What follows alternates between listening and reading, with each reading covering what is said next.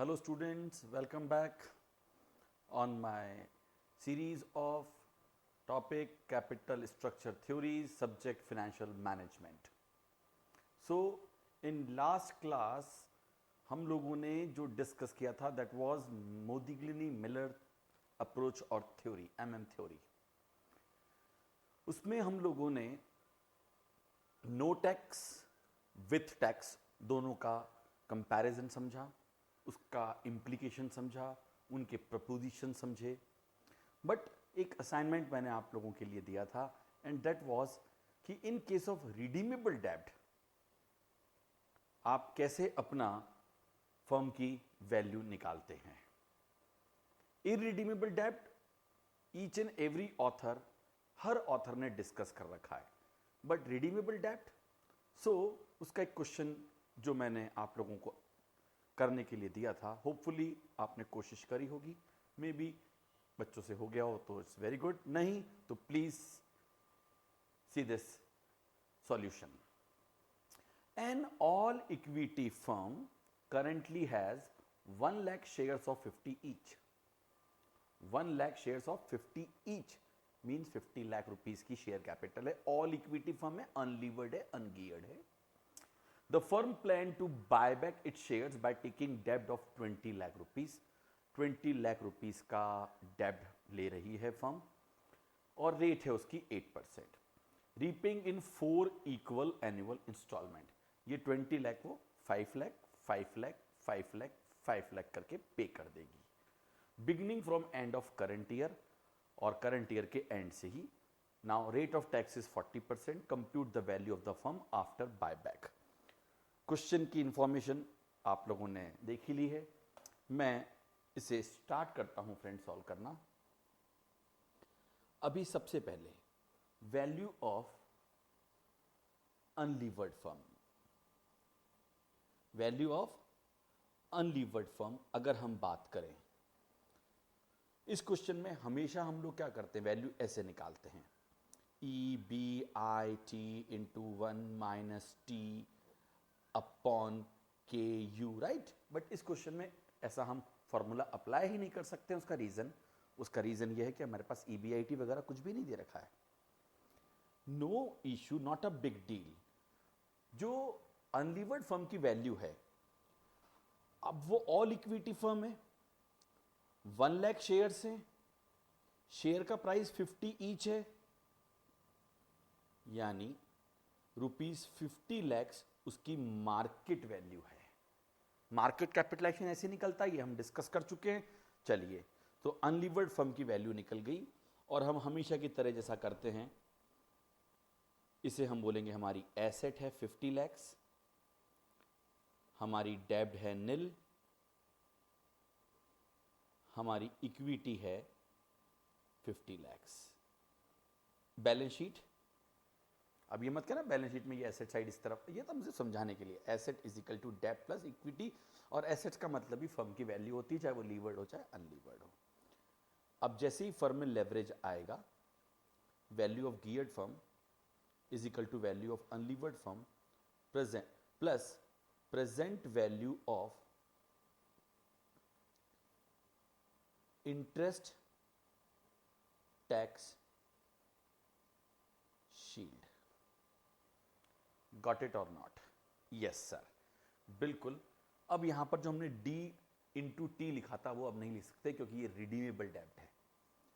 तो अब थोड़ा सा हम वापस एक टाइमलाइन ड्रॉ कर लेते हैं. इस टाइमलाइन में ये हमारा 0 ईयर हो गया, ये हमारा 1 ईयर हो गया, ये हमारा 2 ईयर हो गया, ये हमारा 3rd ईयर हो गया और ये हमारा 4th ईयर हो गया. अब यहाँ हमारे 20 लैक्स के डेब्ट्स हैं, यहाँ पे 4 लाख, ये 20 लाख के डेब्ट हम होल ईयर यूज़ करेंगे. तो हमें इसका इंटरेस्ट 20 लाख पे हमारा जो रेट ऑफ इंटरेस्ट है वो है 8%, यानी 1,60,000 का हम इंटरेस्ट पे करेंगे. अब यहाँ हम 4 लाख का रीपे कर देंगे, तो हमारे पास 5 लाख का रीपे करेंगे, 4 ईयर्स है इसलिए, तो 15 लाख बच जाएंगे डेब्ट्स. अब 15 लाख का हम लोग 8% निकालेंगे. 15 लाख का 8% दैट विल बी 1.2 lakhs. फिर हम 5 लाख रीपे कर देंगे और हमारा रह जाएगा, मैंने मिस्टेक करी दी, देखिए यहाँ 5 दिया, ये फर्स्ट ईयर एंड, ये सेकेंड ईयर एंड, ये थर्ड ईयर एंड और ये फोर्थ ईयर एंड, बिल्कुल सही। यहाँ आप पूरा 5 लाख, नॉट मिस्टेक नहीं हुआ है, मेरे को लगा मैंने 2 साल आगे लिख दिए, नो इशू। 10 लाख बच गए। इस 10 लाख पर आप इंटरेस्ट पे करेंगे, दैट विल बी 80,000। फिर आपका 5 लाख और रीपे कर देंगे तो ये आपका 5 लाख रहेगा, और इस 5 लाख पर आपका इंटरेस्ट 40,000 जाएगा, और यहाँ पर आपका डेब्ट 0 हो जाएगा क्योंकि आप 5 लाख और पे कर देंगे। ये आपका रीपेमेंट हो रहा है, first repayment, second repayment, third repayment and fourth repayment. तो अब आपका ये इंटरेस्ट आ गया, इस इंटरेस्ट की आप टैक्स शीट निकालिए। Rate of tax is 40%, direct tax sheet निकालें। 1.6 लाख का आप लोग जब 40% निकालेंगे, दैट कम्स टू 64,000। फिर आप इस 1.2 लाख का 60% निकालेंगे, सॉरी 40% निकालेंगे, मैंने पहले भी 40 निकाला है। 1.6 का 40% दैट इज 64,000, 1.2 का 40% दैट इज 48,000, 80,000 का 40% दैट इज 32,000, और 40,000 का 40% दैट इज 16,000। अब इसकी हम जब प्रेजेंट वैल्यू निकालेंगे तो ये 64 मैं अब आपको सीधा ही लिख देता हूँ 50 लैक्स प्लस। आई होप जिन बच्चों ने मेरा शुरू से कॉस्ट ऑफ कैपिटल का लेक्चर अटेंड किया है, जो कॉस्ट ऑफ कैपिटल के लेक्चर से मेरे साथ में हैं, उनको ये कॉन्सेप्ट बहुत अच्छे से क्लियर हुआ होगा कि किस तरह से हम प्रेजेंट वैल्यू निकालते हैं। टाइम वैल्यू ऑफ मनी का हमारा कॉन्सेप्ट बिल्कुल क्लियर होना चाहिए इधर। अगर टाइम वैल्यू ऑफ मनी का कॉन्सेप्ट क्लियर है तो प्रॉब्लम किसी भी तरह की हो, हमें दिक्कत नहीं आने वाली है। ये 64,000 1 ईयर आफ्टर 1 ईयर है, उसकी आज की वैल्यू, सेकेंड ईयर आज की वैल्यू, थर्ड ईयर आज की वैल्यू, एंड 16,000 आपका जो टैक्स इंटरेस्ट की टैक्स शीट है उसकी आज की वैल्यू। और इन सबको जब हम सम करेंगे तो हमारी ये, और 50 लाख में जोड़ देंगे, that comes to value of geared firm. So friends, let us start. अब क्योंकि यहाँ पर क्या ये अनइवन कैश फ्लोज हैं, इन्हें हम कैश फ्लोज ही बोल सकते हैं। सो हम कैलकुलेटर का यूज़ करते हैं। 64,000 divided by 1.08, so that comes to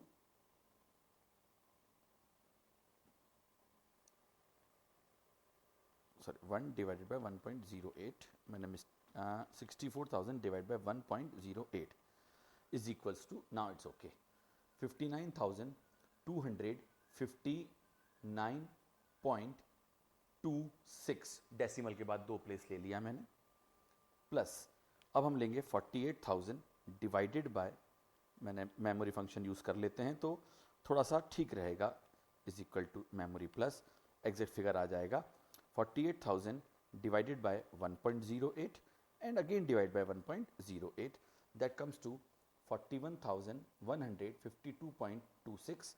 memory में इसको भी प्लस कर दिया, then 32,000 divided by 1.08 divided by 1.08 divided by 1.08, that comes to 20, इधर थोड़ा शिफ्ट करें, 25,402 रुपीज़ 63 पैसा। मेमोरी में इसको हम डाल देते हैं, then is 16,000 divided by 1.08 divided by 1.08 divided by 1.08 and lastly divide by 1.08, that comes to 11,760.48। So friends, I request आप ये चेक कर लीजिएगा, फिगर्स में भी हमारे मिस्टेक हो सकते हैं, बट 137,574.632 कर देते हैं अप्रॉक्स, यानी जो हमारी इंटरेस्ट टैक्स शील्ड है वो 64,000 का आज की वैल्यू। सो मैं रिपीट कर रहा हूँ, मैं एक बार आप लोग आराम से चेक कर लीजिएगा इसको, फिगर चेंज हो जाए कोई इशू नहीं, हमारा कॉन्सेप्ट क्लियर रहना चाहिए। सो और हमारा 50 लाख तो ऑलरेडी है ही, so value of geared firm is equal to 50 lakh plus 137 574.632, that comes to 51,37,574.632. ये हमारी गियर्ड फर्म की वैल्यू आ गई। अब वापस हम हमारी बैलेंस शीट बनाते हैं, हम वही कहते हैं गियर्ड फर्म की वैल्यू यानी हमारी assets, that is 51.375 lakhs, 3754 lakhs, ठीक है ना। डेब्ट हमारे पास अब आ चुकी है, एंड दैट डेब्ट इट व्हाट, दैट डेब्ट इज 20 लैक्स राइट नाउ, ये सब प्रेजेंट वैल्यू निकल चुकी है। So this is my value of equity, और यू कैन से सिंपली ई, that comes to 31.37574। But friends, concept पूरा समझाना आपको मुझे बहुत ज़रूरी है। यहाँ पर आप देखिए, मैं कुछ समझाना चाहूँगा। जब मैं अनलीवर्ड था तब हमारे पास 50 लाख रुपीस की मार्केट वैल्यू ऑफ इक्विटी थी, मार्केट वैल्यू ऑफ इक्विटी, और 1 लाख शेयर थे, यानी मार्केट प्राइस पर शेयर हमारा 50 था। फिर एक अनाउंसमेंट आया, जैसा कि मैं हमेशा समझाता हूं आपको, शेयर मार्केट को समझने वाले बंदे, क्योंकि ये सब चीजें आगे काम आने वाली हैं आपके सीए फाइनल के अंदर। क्या जो बायबैक होगा 20 लाख रुपीस, क्या 50 रुपीस के हिसाब से, मेरा क्वेश्चन वापस से, 20 लाख रुपीस लेके जब फर्म बायबैक करने जाएगी तो डिवाइडेड बाय 50, क्या वो अपने 40,000 शेयर वापस परचेस करेगी? नो। शेयर होल्डर आपको कभी भी 50 रुपीस पे अपना शेयर नहीं देगा। किसको? कंपनी को। कंपनी बायबैक करके शेयर कैंसिल करने वाली है। तो अनाउंसमेंट आते ही वो इस इंटरेस्ट की टैक्स शील्ड को डिस्काउंट कर लेगा, और उससे शेयर का प्राइस वापस से क्या हो जाएगा? अप हो जाएगा। मार्केट प्राइस चेंज हो जाता है with tax concept of MM में। अब जब ये अनाउंसमेंट आएगा तो नंबर ऑफ शेयर्स जो बायबैक आएंगे वो क्या रहेंगे? अनाउंसमेंट के समय। लेकिन जिस समय अनाउंसमेंट आएगा उस समय market price of share at the time of announcement will be 51,37,574.632 divided by 1 lakh, not 51, sorry, हाँ यस 51 बिल्कुल सही, क्योंकि ये जो वैल्यू है आपकी, विच वन, 51.375 लाख। तो अप्रॉक्स में थोड़ा सा शेयर का प्राइस एग्जैक्ट ले रहा हूँ जिससे आपको दिक्कत ना आए। 51.3754, 4 डेसिमल बहुत है, 6 और ले लेते हैं, 5 डेसिमल तक बिल्कुल एक्यूरेट आ जाता है। सो 51.37546 रुपीस का हमारा शेयर का मार्केट प्राइस हो जाएगा। अब फर्म जब 20 लाख रुपीस लेके बायबैक करने जाएगी तो उसको शेयर 50 रुपए में नहीं, कितने में मिलेगा? 51.37546 रुपीस में वो शेयर मिलेगा। तो कितने शेयर रीपर्चेज हो जाएंगे ये देख लीजिए आप। 20 लाख डिवाइडेड बाय 51.37546, यानी अप्रॉक्सीमेटली जो नंबर ऑफ शेयर्स बायबैक निकलेंगे वो निकलेंगे आपके number of shares buyback, that will B 38,929.09। 0.09 consider, सिर्फ फ्रैक्शनल्स को ध्यान रखेंगे तो फिगर एग्जैक्ट निकलेंगे, इसलिए रखा है हमने। आप इग्नोर कर दें कोई दिक्कत नहीं। तो बिफोर बायबैक शेयर कितने थे हमारे? 1 लाख। आफ्टर बायबैक शेयर कितने हो जाएंगे हमारे? So that is 1 lakh minus 38,929। Okay, मैंने वो इग्नोर कर दिया फ्रैक्शन। 61,071 शेयर्स हमारे पास हो जाएंगे। ये समझाने के लिए ले रहा हूं। अभी इस क्वेश्चन का अगर सॉल्यूशन आना है आपको, तो मार्केट वैल्यू फर्म की निकल चुकी है, दैट इज 51.375 लाख। अब 61,071 शेयर, अब आप रिकंसाइल करिए।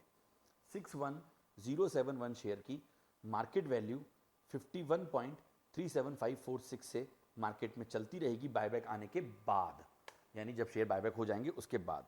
तो multiplied by 51.37546, that comes to 31,37,500। मैंने अप्रॉक्स करा था इसलिए थोड़ा सा ये चल गया, और ये आपका रिकंसाइल्ड। आई होप जिन बच्चों ने मेरे लेक्चर कॉस्ट ऑफ कैपिटल के और एमएम के बहुत अच्छे से सुने थे, अब उन्हें समझ में आ गया कि यार इरिडीमेबल डेब्ट का जो हमने शुरुआत में कॉन्सेप्ट लिया था कि debts are perpetual, that is not necessary. यानी हम चीज़ों को अगर ढंग से समझें तो हम अपने हिसाब से अपने कॉन्सेप्ट खुद बिल्ड कर सकते हैं। True, thank you very much. अब हम इस एमएम का एक बहुत बड़ा बढ़िया पॉइंट जो था वो था आर्बिट्रेज मैकेनिज्म। तो हम आर्बिट्रेज मैकेनिज्म के बारे में आज थोड़ा समझेंगे। अब तक जो हमने पढ़ा वो ये सब हमने डिस्कस कर लिया था, MM with tax, MM without tax, right, ये सब हम डिस्कस कर चुके थे। एंड होपफुली अगर आपको थोड़ा सा भी डाउट है तो आप ये लेक्चर वापस देखिए, बिकॉज बिना उसके आपका आर्बिट्रेज मैकेनिज्म में इशू रहेगा। फ्रेंड्स, आर्बिट्रेज मैकेनिज्म है क्या, ये हम आपके साथ अभी डिस्कस करते हैं। अगेन यहां मैं फिर कहूंगा, again I am not satisfied with the content given in books, the content given in modules. So मैं यहां पर एक आपको अलग से क्वेश्चन और लूंगा। क्या चीज वो बताऊंगा मैं आपको, ध्यान करो, मैंने आपको कहा था लो लीवर्ड टू हाई लीवर्ड वाला। आपके पास जितने भी क्वेश्चंस हैं उनमें सिर्फ और सिर्फ क्या चलता है, अनलीवर्ड से लीवर्ड। बस तो बच्चों जब कभी भी एक भी प्रॉब्लम में लेस लीवर्ड से हाई लीवर्ड आएगा, बच्चे इस पर्टिकुलर जो हम आर्बिट्रेज मैकेनिज्म का प्रोसेस है उसको फॉलो करते हुए भी समझ नहीं पाएंगे और क्वेश्चन में मिस्टेक कर देंगे। आपको आर्बिट्रेज मैकेनिज्म का जो बिल्कुल बढ़िया सा कॉन्सेप्ट है वो तभी समझ में आएगा जब आप लो लीवर्ड से हाई लीवर्ड वाला एक एग्जांपल मेरे साथ डिस्कस कर लेंगे। चलिए, अब एमएम ने क्या किया, एमएम ने कहा भाई मेरी जो थ्योरी है इसमें आपको एक आर्बिट्रेज में, आर्बिट्रेज क्या होता है, आर्बिट्रेज होता है जैसे देखिए बहुत ही लेमन की लैंग्वेज में, टेक्निकल लैंग्वेज में समझ में नहीं आती है बात, बिकॉज फाइनेंशियल मैनेजमेंट आपके लिए बिल्कुल नया सब्जेक्ट होता है इंटरमीडिएट स्टेज पर। आर्बिट्रेज मैकेनिज्म का मतलब होता है जो हमारा इन्वेस्टर होता है, पहली बात तो परफेक्ट मार्केट है, रैशनल है, वो उसको सब नॉलेज है, राइट। अगेन वही वाली डेब्ट, कॉर्पोरेट डेब्ट और एक कंपनी को और एक इंडिविजुअल को जो डेब्ट मिलती है वो सेम रेट पर मिलती है। ये सारे जो हमने अजम्पशंस लिए वो सब तो चलेंगे ही चलेंगे। उस बेसिस पर आर्बिट्रेज मैकेनिज्म आता है। उसमें वो बंदा क्या करता है, उसमें वो बंदा उस कंपनी को चॉइस करता है जिसकी बात को बहुत गौर से सुनना, जहां उसे बेनिफिट होगा। बस, अरे सर ये क्या बात हुई, जैसे ही उसे लगता है मुझे यहां बेनिफिट है वो एक फर्म से निकलकर दूसरी फर्म में घुस जाता है। कैसे घुसता है वो समझाऊंगा आपको, बहुत सिंपल सी लैंग्वेज में समझो। He will exceed from one firm and enter into another firm. In which manner and how, ये हम लोगों को समझना है। So it is basically a 3 step process. 3 step होते हैं इसमें। पहला, investors of a high value firm, word पे ध्यान दीजिएगा, जिस फर्म की वैल्यू ज्यादा है, मेरे वर्ड पर गौर करना आप। कई ऑथर, मैं सारी बुक नहीं, मोस्ट ऑफ देम, वो क्या कहते हैं, investor of a high value firm. मैं भी यही कहता हूं। कुछ लोगों ने और अलग तरह से इंटरप्रीट किया। अच्छा एक मुझे बात बताइए, जो अनलीवर्ड फर्म होती है वो हाई वैल्यू होगी या लीवर्ड फर्म हाई वैल्यू होगी, बताएं।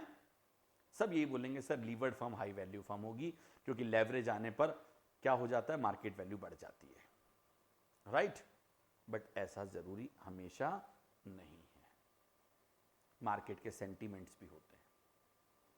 तो डोंट एवर से कि investor of a levered firm, ये किताबें गलत कर देती हैं। सबने नहीं कर रखा, बट कुछ में मैंने देखा है, कुछ ऑथर्स के नोट्स मैंने देखे हैं, कुछ टीचर्स को मैंने पढ़ाते हुए देखा है। और जनरली जब मैं किसी से क्वेश्चंस करता हूं तो वो लोग यही कहते हैं सर लीवर्ड फर्म से निकलकर आप अनलीवर्ड फर्म में चले जाओ। बट नहीं, वैसे अब मोस्ट ऑफ द बुक्स में मैं देख रहा हूं ये करेक्शन हो गया है, इसलिए ज़्यादा टेंशन करने की ज़रूरत नहीं है। पहले नहीं था, पहले मिस्टेक करते थे लोग, पहले बोलते थे लीवर्ड फर्म से अनलीवर्ड फर्म में। फिर long back I recall around 2002 में मैंने इस चीज़ पर डिस्कशन किया था कि यार नहीं, आप ऐसा मत बोलो, क्योंकि मार्केट को मैं अच्छे से समझता हूँ। उसके बाद मैं देख रहा हूं बहुत सारी किताबों में चेंजेस आए हैं, गुड, अच्छी बात है। कहीं कहीं हमारी चीजें भी लोग एक्सेप्ट कर लेते हैं, यानी हम जैसे सोच लेते हैं, ये कहना चाहता हूं। मैं ये नहीं कह रहा हूं कि मेरी थ्योरी बनी और किसी ने एक्सेप्ट कर ली, मे बी कहीं चीजें जैसे कॉस्ट अकाउंटिंग वगैरह में लोग फॉलो करते हैं, करें, अच्छी बात है, it's good for them also. क्योंकि चीजों को जब आप बहुत बारीकी से समझेंगे तो आप बिजनेस को समझेंगे और उसे अच्छे से ऑपरेट कर पाएंगे। Investors of a high value firm, levered नहीं बोला मैंने, हायर वैल्यू फर्म से X should sell his share holding, वो अपनी शेयर होल्डिंग बेचेगा। पहला स्टेप, बेच दो। बात को जरा गौर से सुनना। He should borrow sufficient amount to reflect the capital structure of the firm X. ये सेकंड पॉइंट बहुत इंपॉर्टेंट है। यानी जब वो एक्स फर्म से निकलेगा तो एक्स फर्म का जो डेब्ट इक्विटी का रेशियो है, समझना। अब क्या इन्वेस्टर इतना नॉलेजेबल है? हां, हम ये मान के चलते हैं वो इतना नॉलेजेबल है कि वो कंपनी की हर एक एक्टिविटी पर ध्यान रख रहा है। उसको ये भी मालूम है कि कंपनी की इक्विटी कितनी है, डेब्ट कितनी है, वो सारे फिगर अवेलेबल होते हैं लिस्टेड कंपनी के, तो हमेशा ही होते हैं। तो जब वो अपनी एक हाई वैल्यू फर्म, मेरे वर्ड पे ध्यान देना, हाई वैल्यू फर्म की इक्विटी को सेल करेगा, तो मैं एग्जांपल देता हूं। एक फर्म जिसमें इक्विटी और डेब्ट का मिक्सचर है, मान लीजिए 60-40, तो इन्वेस्टर तो इक्विटी का मालिक है, तो वो जब इक्विटी सेल करेगा तो कहेगा ये जो मैंने इक्विटी सेल करी ये 60% है, अब वो 40% बाजार से उधार लाके इस कंपनी का स्ट्रक्चर मेंटेन करेगा। बाजार से उधार लाएगा और उसी रेट पे उसको उधार मिलेगा जिस रेट पे कंपनी के डेब्ट है, ऐसा अजम्पशन है। और इस तरीके से वो उस कैपिटल स्ट्रक्चर को मेंटेन करते हुए एक्सीड करेगा फर्म एक्स से। और अब जो कैपिटल स्ट्रक्चर इसके पास आ गया, यानी अब इसके पास जो उसने फर्म का वैल्यू मार्केट वैल्यू से अपना शेयर बेच दिया। अब जो शेयर बेचे वो कहेगा यार मेरा तो सिर्फ इक्विटी है, जबकि कंपनी में 60-40 का रेशियो था, तो बोले मेरी इक्विटी की मार्केट वैल्यू जो भी मेरे पास रियलाइज हुई वो 60 है अपने आप में, अब 40 का डेब्ट में कहीं से उधार ले आता हूं और 100 बना के ये 100 लेके मैं फर्म वाई में घुस जाता हूं जिसकी मार्केट वैल्यू थोड़ी कम है। और जब मैं उसमें एंटर मार देता हूं तो उसका कैपिटल स्ट्रक्चर मेंटेन करूंगा, मेरे इस वर्ड पे ध्यान देना। अब अगर वो पूरी की पूरी, मान लीजिए मैं लीवर्ड से अनलीवर्ड में जा रहा हूं एक बार के लिए, फॉर टाइम बीइंग मैं एक लीवर्ड फर्म से अनलीवर्ड में जा रहा हूं, मैं केसेस पढ़ाऊंगा आपको, मैं आपको 3 केसेस समझाऊंगा। किताबें 2 केस ही पढ़ाती हैं, मैं 3 केस पढ़ाऊंगा। लीवर्ड से निकल के अनलीवर्ड में जाना, ऐसा कब? जब लीवर्ड की मार्केट वैल्यू ज्यादा है, फर्म की लीवर्ड की फर्म की मार्केट वैल्यू ज्यादा है अनलीवर्ड से, तो वो लीवर्ड से निकल के अनलीवर्ड में आएगा। और जब वो ऐसा करेगा तो लीवर्ड में अपनी जितनी शेयर होल्डिंग है उसे सेल करते वक्त उतना ही डेब्ट बोरो करेगा जितना कि फर्म का कैपिटल स्ट्रक्चर है, और वो सारा पैसा कहां लगा देगा? अनलीवर्ड फर्म में। किसमें इन्वेस्ट कर देगा? वाई फर्म में, जिसकी मार्केट वैल्यू कम थी। ऐसा करके उसको फिर उससे किससे? अनलीवर्ड फर्म से क्या आएगी? अर्निंग आएगी। उस अर्निंग में से वो मालूम क्या करेगा? जो डेब्ट उधार लाया था उसका ब्याज चुका देगा, और उसके बाद जो उसको बचेगा वो ज्यादा बचेगा, उसकी कमाई ज्यादा होगी बनस्पत उस पुरानी फर्म से जहां से वो निकलकर बाहर आया है। तरीका 1। Clear friends? दूसरे में क्या होगा? जहां अनलीवर्ड फर्म की मार्केट वैल्यू ज्यादा होगी तो वो अनलीवर्ड से निकलेगा, तो जब वो अनलीवर्ड से निकलेगा तो क्या करेगा? आप भी समझो, सारी इक्विटी होगी उसके पास, उसी कंपनी की शेयर होल्डिंग में, पूरी शेयर कंपनी में मार्केट इक्विटी के अलावा और कुछ है ही नहीं, उसका जो भी शेयर है वो बेचेगा, और जब यहां जाएगा तो उसमें से वो उसी प्रपोर्शन में पैसे लगाएगा। किस प्रपोर्शन में? मान लो इस कंपनी के अंदर आपका 60-40 का रेशियो है, अनलीवर्ड की मार्केट वैल्यू ज्यादा थी, वो लीवर्ड में एंटर कर रहा है, तो वो सारा पैसा इस लीवर्ड कंपनी की शेयर कैपिटल में नहीं लगाएगा, वो 60% इधर लगाएगा, 40% डेब्ट में लगाएगा। यानी व्हाट आई मीन टू से, मैं ये कहना चाहता हूं, जिस फर्म से निकलो उसका कैपिटल स्ट्रक्चर मेंटेन करते हुए निकलो, यानी उसका कैपिटल स्ट्रक्चर मेंटेन करते हुए निकलो, और जिस फर्म में एंटर करो उसका भी कैपिटल स्ट्रक्चर मेंटेन करो। ये चीज आपको तब मजा आएगा जब हाई लीवर्ड से अपन लो लीवर्ड या लो लीवर्ड से हाई लीवर्ड की तरफ आएंगे। यानी केस 3 से मैं कितने बना दूंगा, 4। ठीक, तीसरे में ही समझ में आ जाएगा, इसलिए चौथा केस डिस्कस ही नहीं करना पड़ेगा फ्रेंड्स। चलिए, with the total amount now available he should invest in lower value firm, say y, in a such a way as to reflect the capital structure of y। बस अब तो इसके आपको example ही लेने हैं, ये इतना आसान सा ही था। ये सारी थ्योरी जो मैं बोल चुका हूं वो टेक्निकल लैंग्वेज में। The operational justification of MM hypothesis is explain through the functioning of arbitrage process. यानी उसने अपना जो ऑपरेशनल जस्टिफिकेशन दिया था, आपने भी समझा था, बेसिकली उसने अगेन हमने कहा था एमएम विदाउट टैक्स क्या है आपकी, एनओआई ही है, हाँ या ना, बिल्कुल। उसने उसका ऑपरेशनल जस्टिफिकेशन दिया और वो उसने आर्बिट्रेज प्रोसेस के थ्रू दिया, और उसने साथ में substitution of corporate leverage bye personal leverage, समझ गए, कॉर्पोरेट लेवरेज और पर्सनल लेवरेज, जिसमें उसने ये माना कि जो इन्वेस्टर है वो बिल्कुल फर्म का लेवरेज जो रखता है, यानी मैं जिस फर्म में रहूंगा मैं उसी लेवरेज के साथ काम करूंगा उस पैसे के लिए जैसे उस फर्म में मैं हूं। चलिए, ये एग्जांपल के बाद ही समझ में आएगी technical language. Arbitrage refer to buying assets और security at lower price in one market and selling it at a higher price in another market. ये आप अच्छे से समझ लीजिए। आप अपनी सिक्योरिटीज को सेल कर देते हैं लोअर प्राइस में एक मार्केट में, बाय कर लेते हैं एक मार्केट में, और जो हायर प्राइस में है उसको बेच देते हैं। तो जिस भी फर्म की मार्केट वैल्यू ज़्यादा है उससे बेच के आप बाहर आ जाओ और जो कम वाली है उसके ऊपर उसके अंदर चले जाओ। इस तरीके से आपका इक्विलिब्रियम अटेंड हो जाता है डिफरेंट मार्केट में, और इसके लिए हमने एक एग्जांपल लिया है तो ये पूरा समझा रहे हैं। This is illustrated by taking two identical firm of which one has the debt in the capital structure while the other does not। ऐसा भी ले सकते हैं।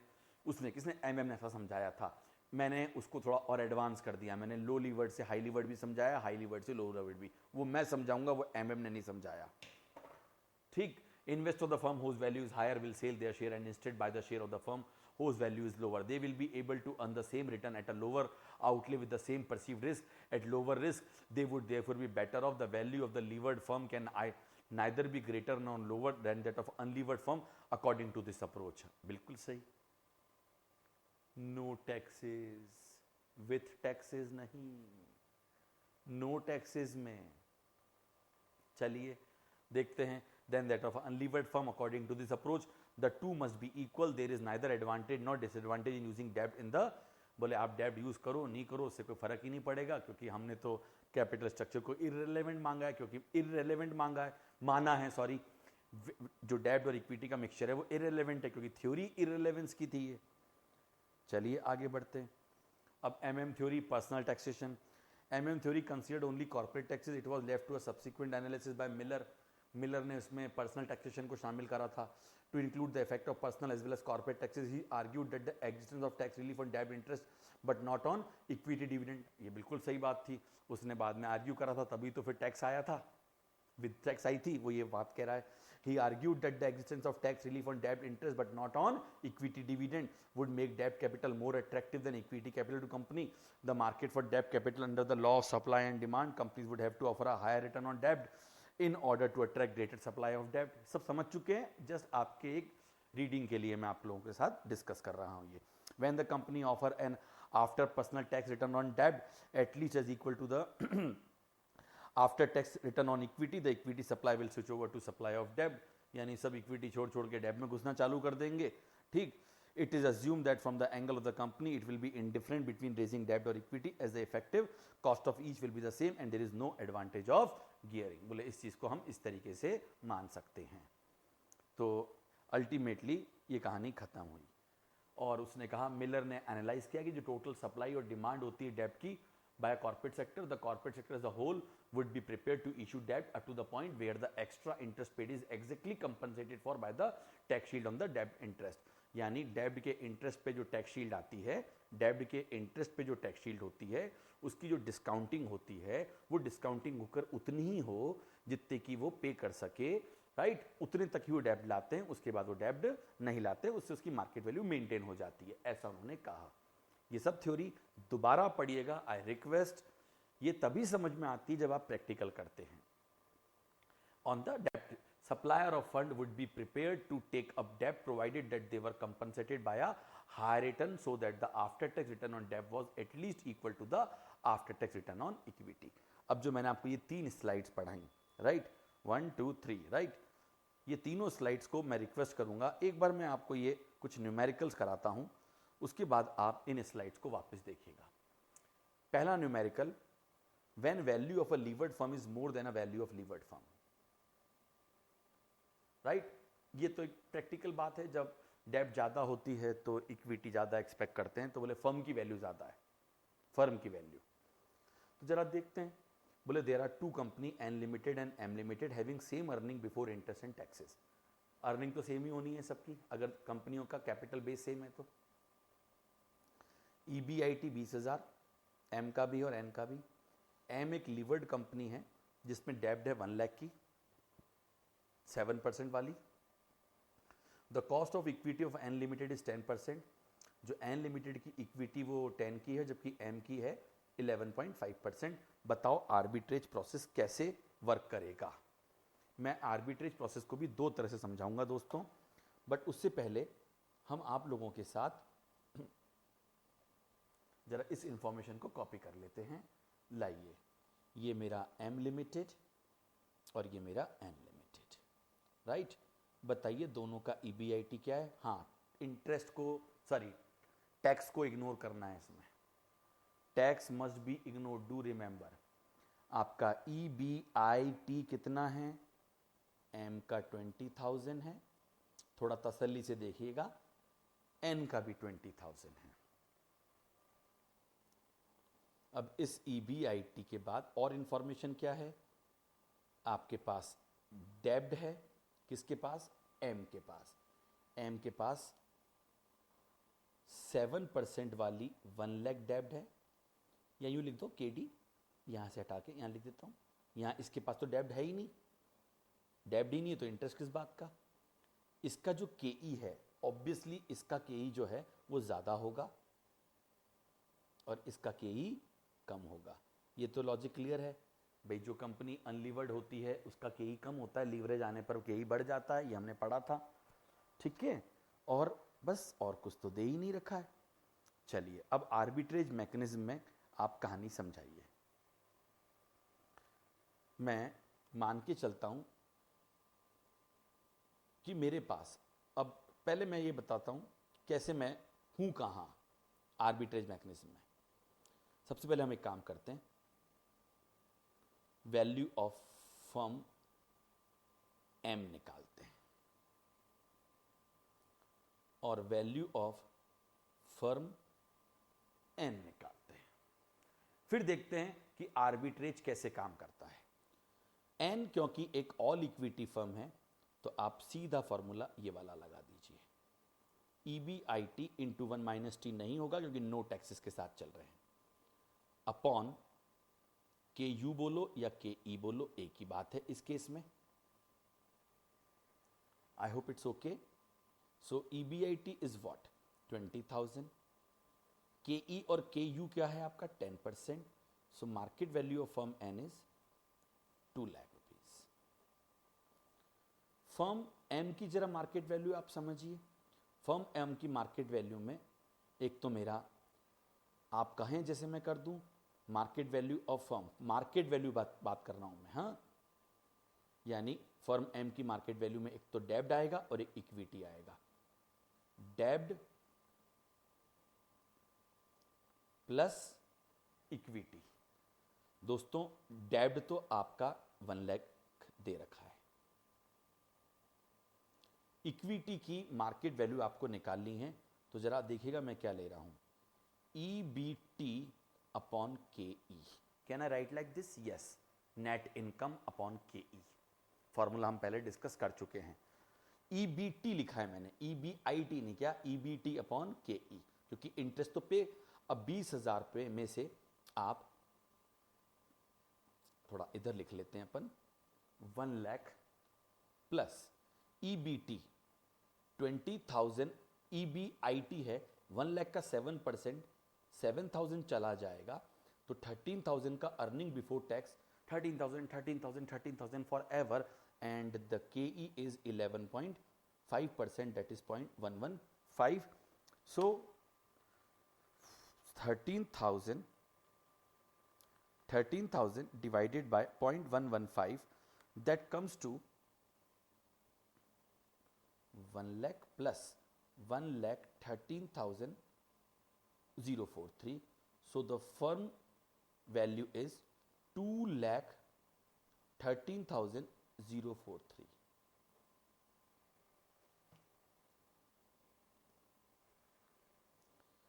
Since market value of firm M is greater than market value of firm N,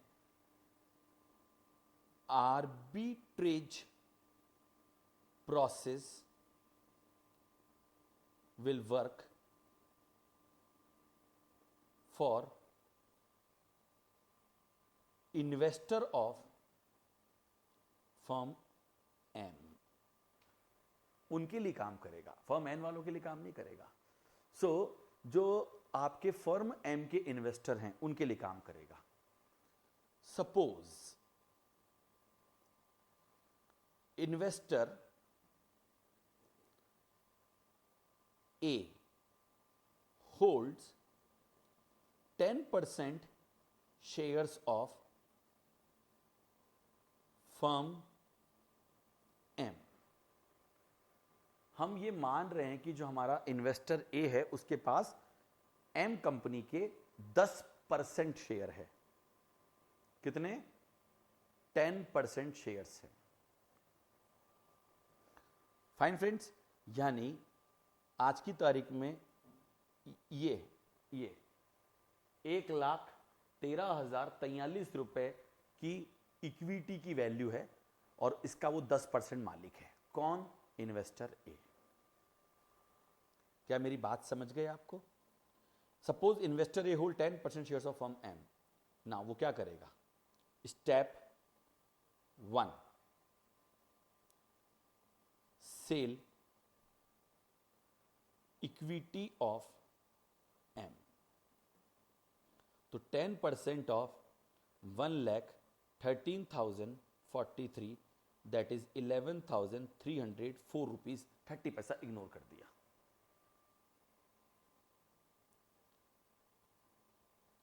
step 1 चल ही रहा है. Plus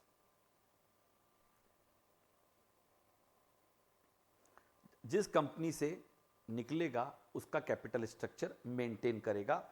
जरा मैं आपको मेरी लैंग्वेज को जरा वापस समझा देता हूं. आर्बिट्रेज मैकेनिज्म के अंदर जो मैंने 3 पॉइंट आपको बोले थे दोस्तों. Investor of a higher value firm से X should sell his share holding. Step 1 हमारा हो गया. अब सेकेंड स्टेप में वो बोरो करेगा sufficient amount to reflect the capital structure of firm X. यहां पर फर्म एन हो जाएगी, सॉरी फर्म एम हो जाएगी. लाइए. सो स्टेप 2, पहला स्टेप हो गया बोरो ₹10,000. अब आप बोलोगे 10,000 कैसे आया? जरा देखिए. हां, एम लिमिटेड, डेब्ट 1 लाख, इक्विटी 1,13,043, टोटल वैल्यू 2,13,043. ये कैपिटल स्ट्रक्चर है. इन्वेस्टर ए अगर इसका 10% मालिक है तो वो क्या करेगा? इसका 10% मालिक है तो वो डेब्ट, इसकी डेब्ट के 10% के बराबर. यानी अगर वो इक्विटी में 10% का मालिक है तो वो क्या करेगा? जितनी फर्म की डेब्ट है उसके 10% के बराबर बोरो करेगा बाजार से. और ये देखिए टोटल उसने लेवरेज मेंटेन करा फर्म का. यानी फर्म की वैल्यू है 21,3043, वो 10% मालिक है तो बोलेगा यार मैं इस फर्म का इतना मालिक बनना, इतना मालिक है नहीं, वो मालिक तो सिर्फ इतना ही है, लेकिन जितनी फर्म की वैल्यू है उतनी मैं मेरी भी मेंटेन करूंगा वैल्यू जब इस कंपनी से बाहर निकलूंगा। मैं इस कंपनी का 10% मालिक हूं, ठीक है, अब मैं इस कंपनी में अगर इक्विटी में 10% का ओनर हूं तो मैं इस कंपनी की डेब्ट की भी 10% बराबर की डेब्ट बाजार से उधार में ले आऊंगा। बोरो ₹10,000, that is 10% of 1 lakh. In this manner, he is having available funds of 21,304. Now, step 3, enter in firm N. अब जो लो वैल्यू फर्म है, क्यों? क्योंकि दोनों कंपनी का EBIT 20-20 हजार था, दोनों कंपनी का EBIT 20-20 हजार था। इस कंपनी की वैल्यू 2,13,043 किसकी? एम की, जबकि एन की सिर्फ 2 लाख थी। तो वो हाई वैल्यू फर्म से निकल के लो वैल्यू फर्म में जाएगा, और कैसे आर्बिट्रेज काम कर रहा है वो हम बता रहे हैं। Enter in firm N. अब फर्म एन पे घुसने के उसके पास दो तरीके हैं, या तो वो इस 21,304 में से सिर्फ 20,000 रुपए यानी इस एन फर्म का 10% का होल्डर बन जाए, क्योंकि वो एम का 10% होल्डर था, एन का भी, बट मैं ऐसे कम समझाता हूं, मैं आपको ऐसे समझाता हूं। एंटर इन फर्म एन, और ये फर्म ऑल इक्विटी फर्म है। सो ऑल्टरनेट 1,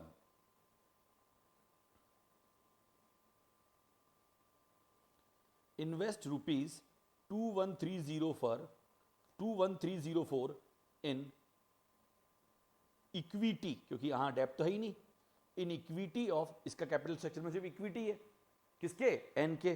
तो invest 21,304 in equity of firm N. अब आप बताएं वो फर्म एन का कितना परसेंट मालिक बनेगा? 10%? नहीं, 10% से ज्यादा मालिक बनेगा। कैसे? आज इस फर्म की वैल्यू कितनी है? 2 लाख।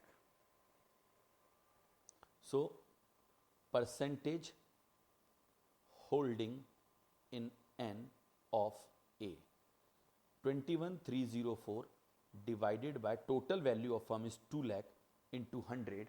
सो अगर हम देखें 21,304 अपॉन 2 लाख इंटू 100, तो आज की तारीख में ये जो मालिक बन गया है इस कंपनी का, मालिक मतलब कितनी परसेंट ओनरशिप आ गई है? 21,304 divided by 2 lakh into 100, he is now holding 10.652% shares of N limited.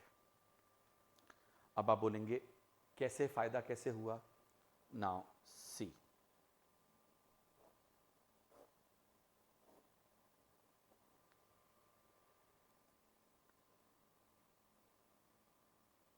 Earnings in N, उसकी एन में अर्निंग कितनी हो जाएगी? जितनी भी 20,000 रुपये 100% हम पे आउट मानते हैं, आज ये फर्म अगर 20,000 रुपये कमा रही है, कौन सी फर्म? एन, तो ये 20,000 का 10.652, ये 20,000 किसको बांट रही थी? 2 लाख वालों को।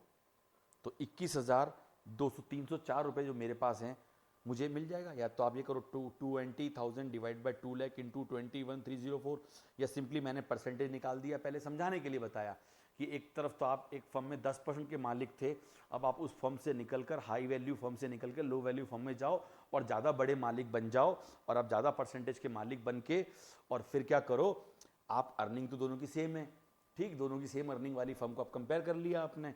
सो 20,000 का 10.652% आपके पास 2130.40, 2130 रुपये 40 पैसे आपके पास आएंगे।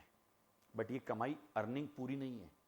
अब इसमें से आप इंटरेस्ट पे कर दोगे जो आप बाजार से उधार लाए थे। इंटरेस्ट ऑन डेब्ट कितना पे करोगे? रेट ऑफ इंटरेस्ट कितनी है? 7%। 7% किसका पे करोगे आप?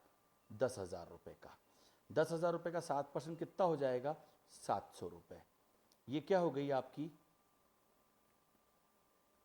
Net earning in an limited, जो आपको नेट अर्निंग पड़ी। आपका ब्याज काटने के बाद जो उधार पर आप लेकर आए थे, that is 2130 minus 700, 2130 minus 700, that comes to 1430। आपको 1430 रुपए की अर्निंग हो रही है। Now net earning in M limited क्या हो रही थी? एम लिमिटेड में आप कितने के मालिक थे? 10% के। एम लिमिटेड की ईबीआईटी कितना था? 20,000। 20,000 का 10% कितना हुआ आपका? 20,000 की ईबीआईटी थी। आई होप आप मेरी बात को समझेंगे। मैं फिर रिपीट कर रहा हूं, आपके पास 1430, देखिए ध्यान से गौर से, बच्चे इसमें उलझ जाते हैं। मैं थोड़ा 1 मिनट थोड़ा सा एडजस्ट कर दें जो सब बच्चों को विजिबल हो जाए। लीजिए, क्या है दोस्तों, जरा समझने वाली बात है। आज की तारीख में मैं इस कंपनी का अगर 10% मालिक था, राइट, तो मुझे वहां पर 2,000 रुपए मिलते थे, यूं समझो आप। क्लियर? अब यहां कितने मिल रहे हैं? 2,130। 130 रुपए 40 पैसे ज्यादा मिल रहे हैं। अब आप लोगों के दिमाग में ये आएगा कि सर यहां पर तो आप उधार पैसे लेकर आ गए। तो जरा आप ध्यान से देखिए, हमारा डेब्ट इक्विटी का मिक्सचर से कोई फर्क ही नहीं पड़ रहा। क्यों नहीं पड़ रहा? उसका लॉजिक मैं आपको बताता हूं। देखिए, आपके पास तो इस कंपनी में सिर्फ यही तो पैसे थे, आपको 2,000 थोड़ा ना मिल रहे थे। आप 10%, ये गलती बच्चे मैक्सिमम करते हैं, आप इसके 10% के मालिक थे तो आप इक्विटी के मालिक थे भाई। तो आपको अर्निंग 2,000 नहीं हो रही थी, आपको अर्निंग हो रही थी 1130 रुपए 40 पैसे को अपन इग्नोर ही कर रहे हैं यहां पर भी। कितनी? 10% ऑफ 1,13,000, सॉरी 11,000, हाँ 1,13,000,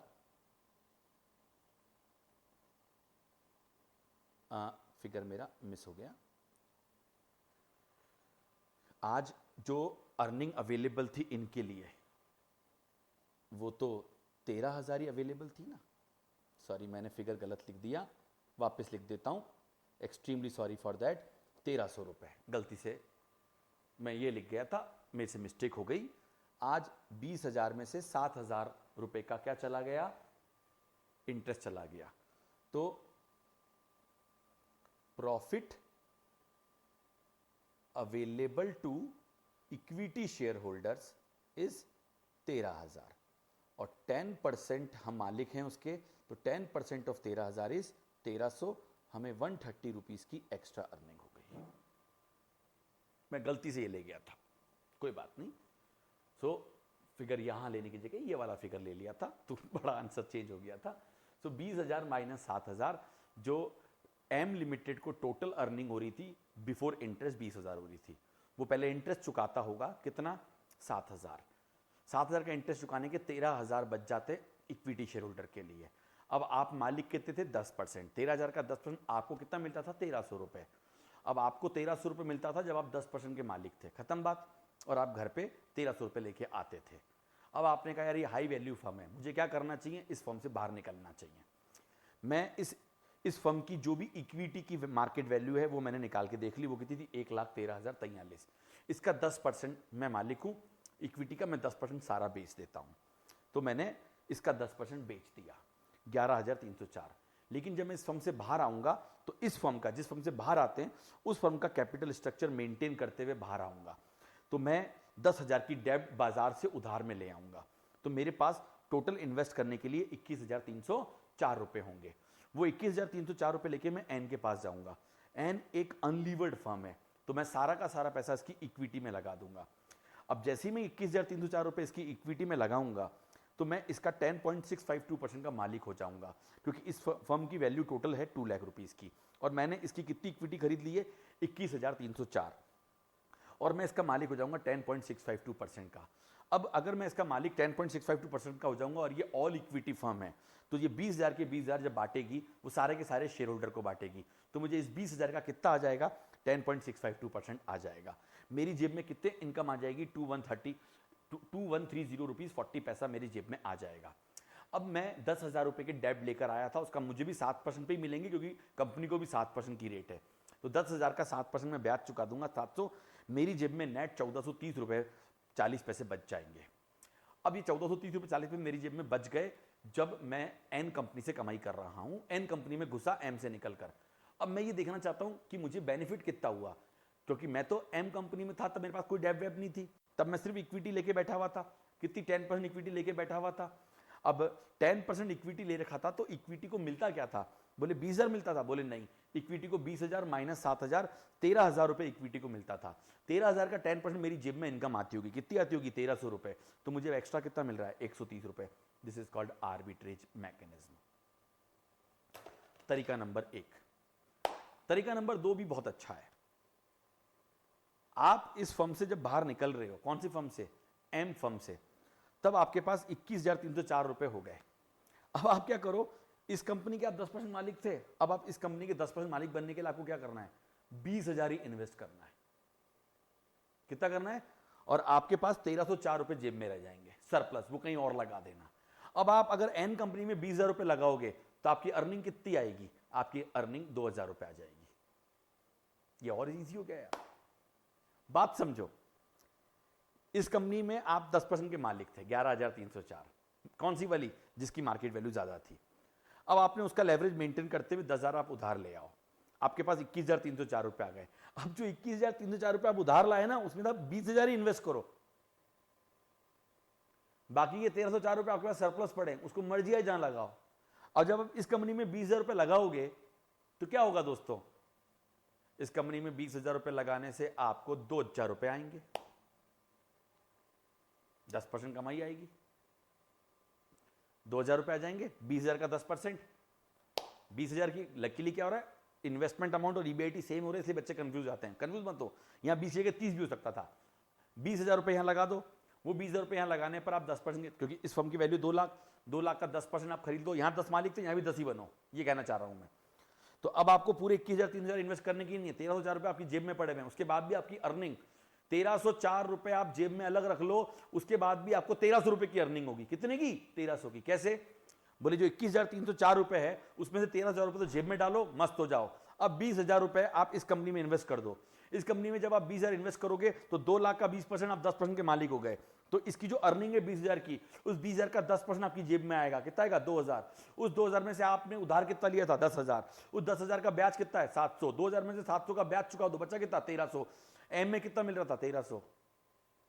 एम में भी 1,300 मिल रहा है, यहां भी 1,300 मिल रहा है, और 1,304 रुपए जेब में लेके कहीं और चले गए। मजा आ गया ना आपको? तो सर जरा इसको भी आप लिख के समझा दोगे तो हमें ज्यादा समझ में आएगा।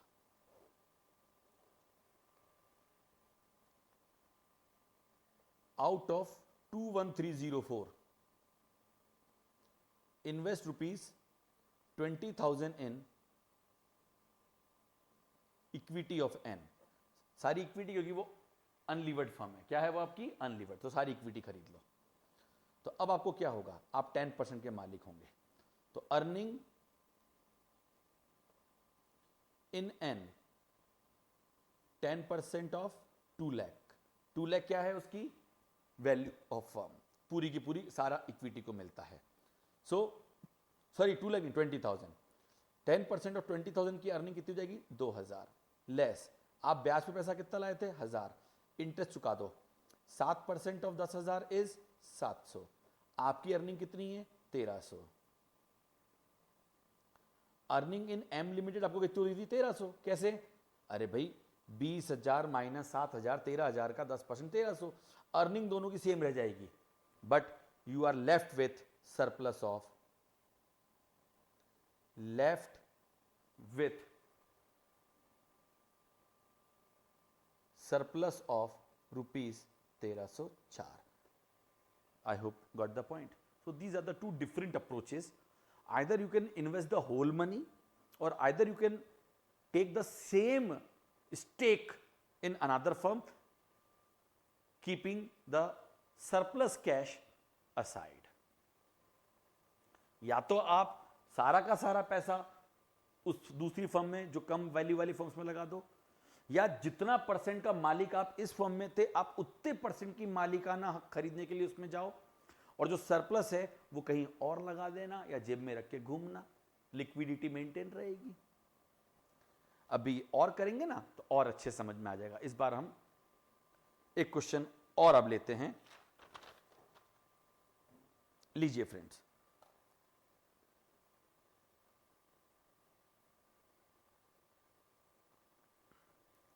टेंथ क्वेश्चन पढ़िए आप सब लोग। सो 10th क्वेश्चन प्लीज जरा ध्यान से एक बार आप रीड आउट करिए।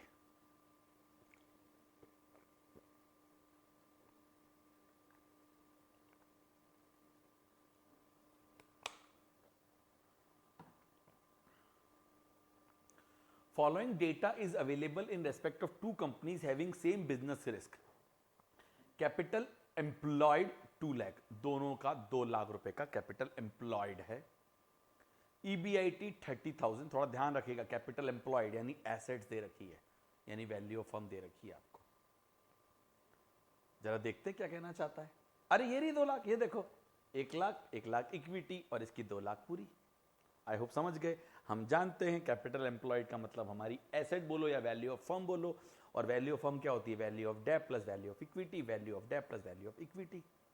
इस क्वेश्चन में कुछ चीज देख रहे हो आप, दोनों की मार्केट वैल्यू मैंने सेम रख दी। इससे पहले वाले क्वेश्चन में मार्केट वैल्यू अलग अलग आई थी फर्म की। I repeat my words, in previous question the market value of firm differ. In this particular question, the market value of the levered firm and unlevered firm is same, irrespective of debt, irrespective of capital structure. फिर आपका KE दे रखा है 12.5%। ये बात आप समझते हैं, जब मार्केट वैल्यू सेम होती है दोनों फर्म की तो KE इसका भी वही रहेगा, इसका भी वही रहेगा। यहां बच्चे बहुत कंफ्यूज होते हैं। पिछले क्वेश्चन में आपने देखा KE इन दोनों का अलग था क्योंकि मार्केट वैल्यू फर्म अलग थी। इतनी मेहनत आपके साथ मैंने पिछले सेकंड सीरीज ऑफ लेक्चर जो कैपिटल स्ट्रक्चर थ्योरी का था उसमें इसलिए करी थी। जब दो फर्म की मार्केट वैल्यू सेम होती है, फर्म की मार्केट वैल्यू सेम होती है तो KE सेम होता है, बताया था मैंने आपको। मार्केट प्राइस पर शेयर सेम होता है, रिस्क ऊपर नीचे हो सकती है, ऐसा हमने पढ़ा था। अब यहां पर दोनों की क्या, वापस रिपीट कर रहा हूं, कंफ्यूजन नहीं होना चाहिए, कंफ्यूजन नहीं होना चाहिए। अगर है तो जरा पूछ लेना आप लोग जब किस पर गए थे? नो टैक्सेस पर। याद दिलाता हूं, बताओ नो टैक्सेस पे क्या था? लीवर्ड फर्म की वैल्यू ज्यादा होगी किससे? अनलीवर्ड फर्म से। यही पढ़ा था आपने, पढ़ा था कि नहीं पढ़ा था? ये मैं आपको, मुझे मालूम है बच्चों को जब तक 3-3 बार मैं नहीं समझा देता हूं वो नहीं समझते हैं। बच्चों को विथ टैक्स में था, हम क्या करते हैं पढ़ते पढ़ते भूल जाते हैं। ये मुझे मालूम है इसलिए मैं वापस डिस्कस कर रहा हूं। Irrelevance theory without tax, firm की वैल्यू अनचेंज, वैक unchange, equity value unchanged, value per equity share unchanged, KD constant, KE change हो रहा है। KE तो दोनों जगह चेंज हो जाता था। ये कंसेप्ट हमारा सबसे परेशान करने वाला है। मैं आपको बात बताऊं, KE जो कांस्टेंट होता है वो तो हमारी कौन सी अप्रोच में होता है? NI अप्रोच में, जिसमें KE कांस्टेंट होता है, KO नीचे आता है। राइट जो हमारी NOI और हमारा MM है वो तो क्या कहता है? KD KO KE लीनियरली आगे बढ़ता है, यानी KE तो बढ़ेगा। बट अब क्या होता है, जब हम जैसे से आगे बढ़ते जाते हैं हम चीज़ों को भूलते जाते हैं और वही हमारे कंसेप्ट को बिगाड़ देती है। ये मैं जब बच्चों को पढ़ाता हूं तो मुझे मालूम है ये चीज़ें इनको फेस करते ही करते हैं। जैसे ही आर्बिट्रेज मैकेनिज्म आया, आपका सबसे पहला क्वेश्चन ये होता है कि यार आर्बिट्रेज मैकेनिज्म तो एमएम ने दिया, तो एमएम ने तो कहा था कि हमारा चेंज होता है। बिल्कुल। अब यार एमएम जो है उसने तो ये भी कहा था कि लीवर्ड फर्म और गियर्ड फर्म और अनगियर्ड फर्म की मार्केट वैल्यू सेम होती है। तो जरा आप क्वेश्चन को जब वापस से देखेंगे तो यहां पर तो अनगियर्ड और गियर्ड फर्म की, अरे वो तो जब अनलीवर्ड है, value of unlevered is equal to value of geared. ये जो था value of geared is equal to value of unlevered plus, ये तो विथ टैक्स में था। मेरे वर्ड पे ध्यान देना, ये तो विथ टैक्स में था, ये विदाउट टैक्स में था। तो आर्बिट्रेज मैकेनिज्म के अंदर हम लोग क्या कर रहे हैं, ये गौर करने वाली है बात है। तो बच्चों केई चेंज होता है, सिर्फ एनआई थी जहां पर केई चेंज नहीं होता था, एनओआई में भी होता था, ट्रेडिशनल के अंदर भी होता था, एमएम विदाउट टैक्सेस में भी होता है, एमएम विथ। क्यों मैंने इतनी सारी थ्योरी लिखी है आप लोगों के लिए, चार्ट बनाए इसलिए बनाए। अब जरा वापस देखिएगा आप, जो हम लोग मिस्टेक कर जाते हैं 9th और 10th क्वेश्चन को जब ध्यान से देखोगे, एक फर्म की लीवर्ड फर्म है जिसकी there are two company N and M having the same earning before and taxes. M एक लीवर्ड कंपनी है, डेब्ट 1 लाख है, रेट ऑफ इंटरेस्ट 7% है, कॉस्ट ऑफ इक्विटी 10% है। अब आप एक काम करिए, एंड एम लिमिटेड 11.5% है, के दोनों का अलग अलग है। अब मेरा आपसे एक रिक्वेस्ट है, अगर आप इस क्वेश्चन में चाहें, आप अच्छे समझना, तो दोनों का वैक निकाल सकते हैं, overall cost of capital, right? निकाल के देखिएगा, आपको कॉन्सेप्ट क्लियर होगा।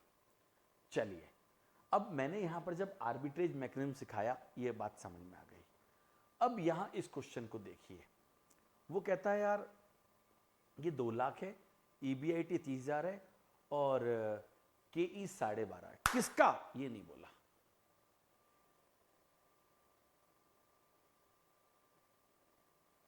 अब यहां पर आपको मैं एक बढ़िया बात बताऊं,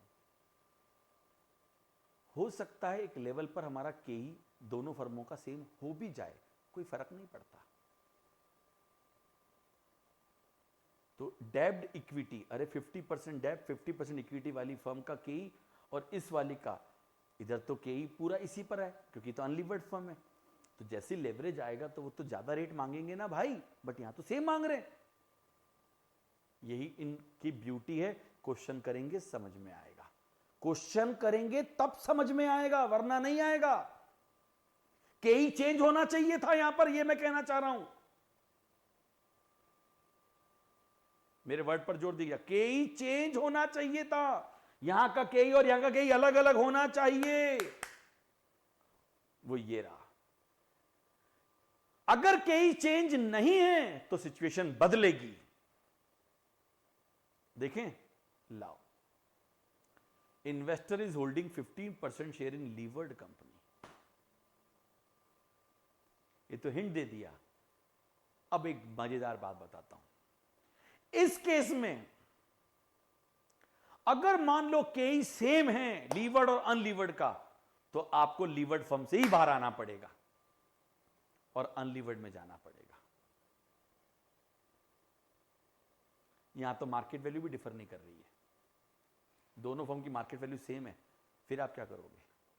ये कॉन्सेप्ट है सेकंड वाला, दोनों की मार्केट वैल्यू सेम भी हो गई, आई रिपीट, दोनों की मार्केट वैल्यू सेम भी हो गई, right? Clear? Clear? I hope आपको मेरी बात समझ में आई। तो हम लीवर्ड से निकल के अनलीवर्ड में आएंगे।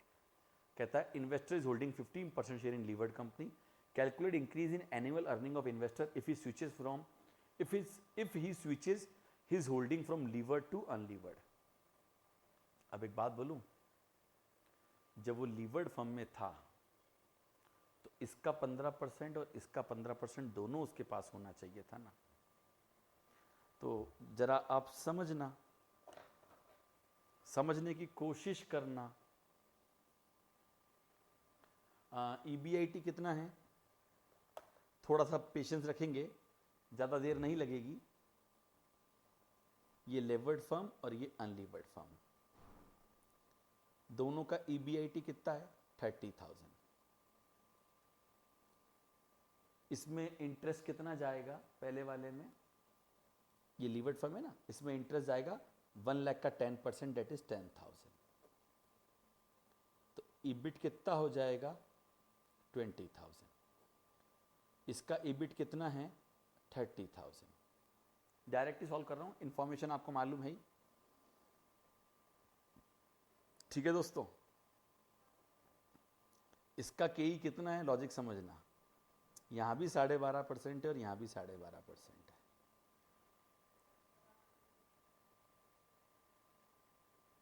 दोनों जगह 12.5% है ना। KE यही तो बोला उसने, KE 12.5% है। ठीक, अब जरा समझिएगा, KE 12.5% है तो इक्विटी की मार्केट वैल्यू E 20,000 अपॉन 12.5। कुछ समझाने की कोशिश कर रहा हूं। 20,000 अपॉन 12.5%। अभी लॉजिक समझ में आएगा आपको। 1,60,000। इधर इक्विटी की वैल्यू 30,000 अपॉन 12.5%।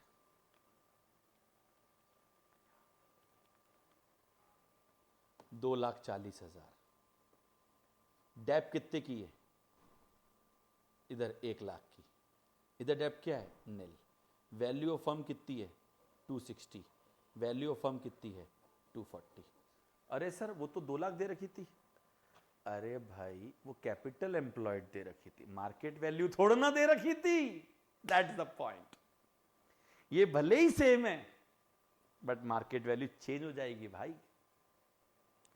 अब वो क्या करेगा, हाई लीवर्ड फर्म से निकल के लेस लीवर्ड में, अनलीवर्ड में जाएगा। ये तो पुराना क्वेश्चन हो गया, बिल्कुल वही क्वेश्चन हो गया 9 जैसा, कि लीवर्ड से निकल के अनलीवर्ड में ही जाना है यहां पर भी, क्योंकि जिसकी मार्केट वैल्यू ज्यादा है वहां से निकल के दूसरे में जाना है। नाउ अब क्या करोगे, पहले क्या करेगा वो, सेल। पहला step, sell 15% shares of L levered company. तो 15% जब वो उसका मालिकाना बेचेगा तो 1,60,000 का 15%,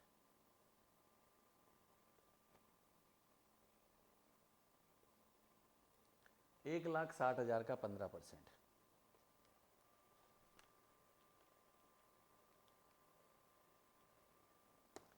24,000 में बेचेगा। Step 2, borrow ₹15,000 from market.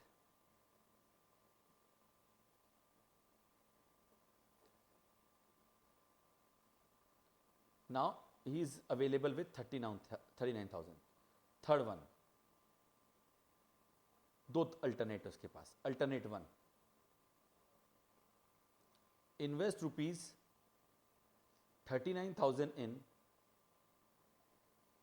Firm U, unlevered firm, right. अब अनलीवर्ड फर्म ये 30,000 बांटती है अपने शेयर होल्डर्स को, जिनकी मार्केट वैल्यू कितनी है, 2,40,000। So earning in firm U, firm U में उसकी जो अर्निंग होगी, टोटल अर्निंग 30,000 जब फर्म यू बांटती है तो 30,000 कितनों को बांटती है, 2,40,000 को। इसको जो बांटेगी वो कितने में, इसने कितना इन्वेस्ट करा वहां पे, 39,000। अच्छा कितना परसेंट मालिक बना, 39,000 डिवाइडेड बाय 2,40,000, 16.25% का मालिक। जहां 15% का मालिक था, अब ये दूसरी कंपनी में 16.25% का मालिक है।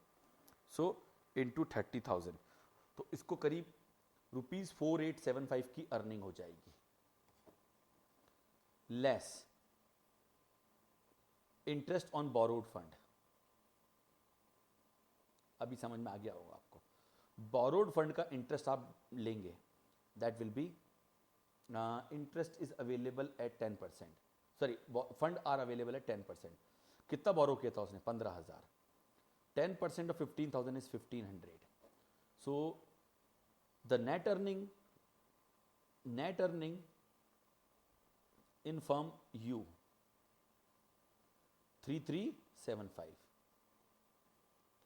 नेट अर्निंग या earning in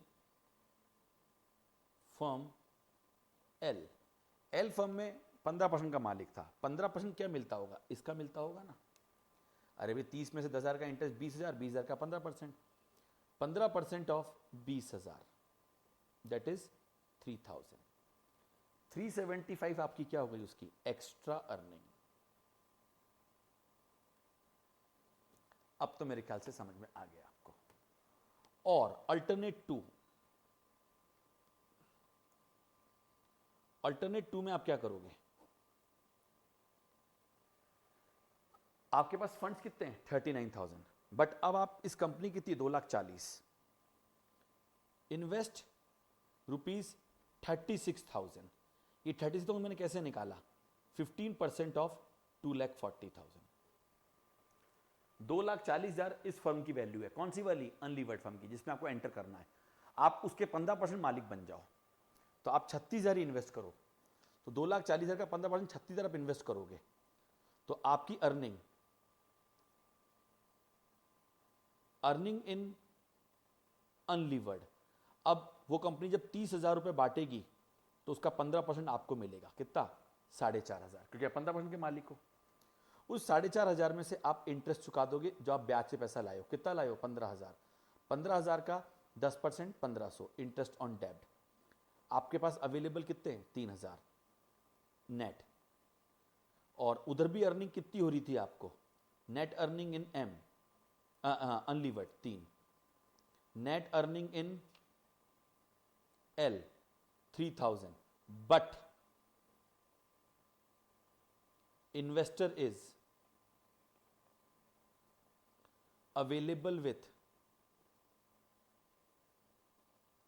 surplus cash of rupees how much? 3,000। 3,000 कैसे? 39,000 माइनस, यानी आप अगर एक ऑल्टरनेट तो क्या, आप जितनी अर्निंग एल में चाह रहे थे उतनी ही अर्निंग आप किस में चाह रहे हो? यू में। तो आप उतना ही परसेंट इन्वेस्ट करो, इतना ही परसेंट इक्विटी में इन्वेस्ट करो जितना मालिक आप इसमें थे, राइट? उससे आपके पास सरप्लस कैश बच जाएगा। या आप सारा इन्वेस्ट कर दो तो आपके पास सरप्लस अर्निंग आना चालू हो जाएगी। यानी आप सीधा सा लॉजिक समझिए, आप 3,000 रुपए भी इसी कंपनी में इन्वेस्ट कर रहे हो तो आपको अर्निंग मिल रही है। कितनी अर्निंग मिल रही है? 375। अगर आप ये 3,000 सरप्लस कैश जेब में लेके नहीं घूमना चाहते, इसी कंपनी में लगा दो, तो 375 रुपए पे और 3,000 रुपए पे और अर्निंग आ जाएगी। कितनी जाएगी? 375 रुपए की। I hope all of you get my point very clearly. कोई कंफ्यूजन तो नहीं फ्रेंड्स? होना तो नहीं चाहिए। चलिए एक और क्वेश्चन लेंगे तो शायद क्लैरिटी धीरे धीरे आना चालू होगी। नेक्स्ट क्वेश्चन हम लोगों का क्या मांग रहा है? When value of unlevered firm is more than the value of levered firm, जो मैं बात कर रहा था, there are two company U and L having same NOI, NOI मतलब EBIT, except that L Limited is a levered company having a debt of 1 lakh at 7% and cost of equity दोनों की, एक की 10 और एक की 18 हो गई है। अरे मार्केट कई बार अलग अलग कर देता है, कैपिटलाइजेशन हो जाता है। Compute how arbitrage process will work. लाइए मैं इस क्वेश्चन को स्टार्ट करता हूं दोस्तों। क्वेश्चन नंबर 11 है आपका, एग्जाम्पल नंबर 11 है। लाइए इसका ईबिट बताइए आप मुझे। कंपनियों का नाम क्या क्या है? कंपनियों का नाम है यू एंड एल। तो एक लिखते हैं यू, एक लिखते हैं एल। यू लिमिटेड का EBIT है 20,000, इसका भी है 20,000। इंटरेस्ट इसमें तो जाएगा नहीं क्योंकि ये अनलीवर्ड है, इसमें इंटरेस्ट जाएगा 7,000। 7,000 कैसे गया? 7% ऑफ 1 लाख डेब्ट है इसलिए। अब ये आपकी अर्निंग आफ्टर टैक्स है, यहाँ 20,000 है और यहाँ 13,000 है। ठीक है दोस्तों, बिल्कुल सही। अब मैं आपको एक बढ़िया बात बताऊं, जिन जिन ने सीए इंटरमीडिएट का मॉड्यूल पढ़ा, आपको फॉर्मूले दे दिए विद टैक्स के और आर्बिट्रेज मैकेनिज्म सिखा दिया विदाउट टैक्स का। चीजें समझ में कहां से आएंगी? समझा मेरी बात? क्यों मैंने आपको विद टैक्स और विदाउट टैक्स दोनों समझाया, उसका लॉजिक आपको समझ में आ गया होगा। क्लियर? चलिए, अर्निंग आफ्टर टैक्स 20,000, 13,000 ये थी यहां पर। अब आप जरा वैल्यू निकालिए फर्म की। यहाँ केई है, इस केस में है अनलीवर्ड फर्म के केस में, यू के केस में 10% है, इसके केस में 18 है, कुछ ज़्यादा ही इन्होंने डिस्काउंटिंग कर ली। चलिए, तो 20,000 का 10% that is market value of equity that comes to 2 lakh rupees. और यहाँ अगर हम देखें तो 13,000 divided by 0.18 that is 72,222। Market value of डेब्ट यहाँ तो क्या है, निल। यहाँ कितना है, 1 लाख। टोटल कितना, 2 लाख। यहाँ कितना, 172,222। ये क्या हो गई, मार्केट वैल्यू ऑफ फर्म। अब आप क्या करोगे, बताइए क्या करोगे? Now since market value of unlevered firm, उल्टा हो रहा है ना, is U firm is higher.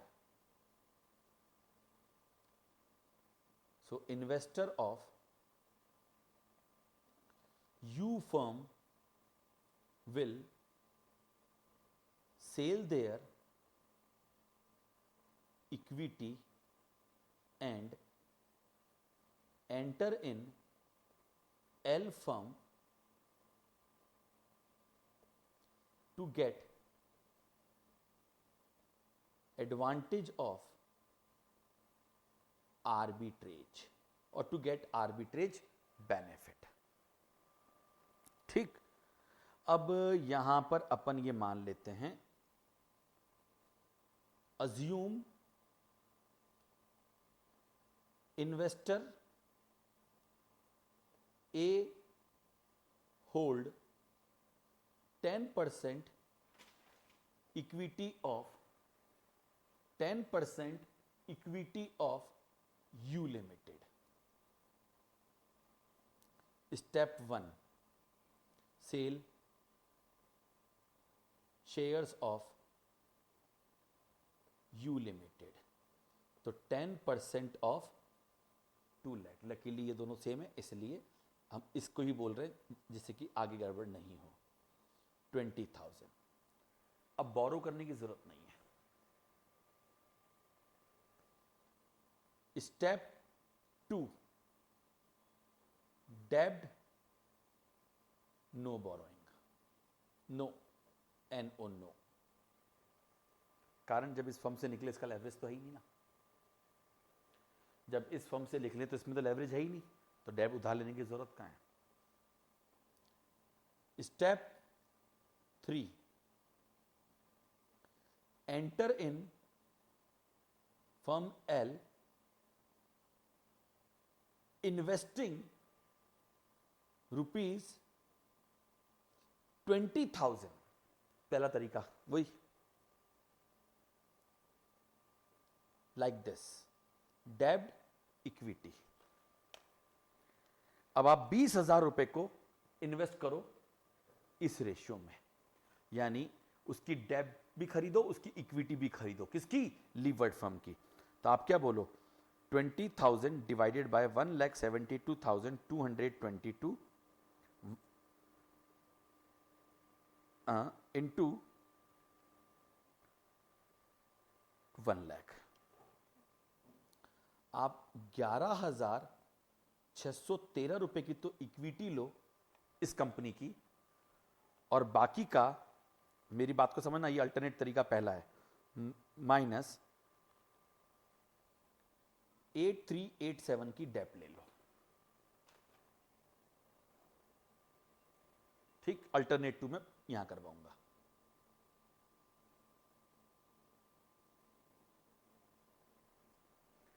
अब ऐसा करने से क्या होगा, अब आप देखो, आपके पास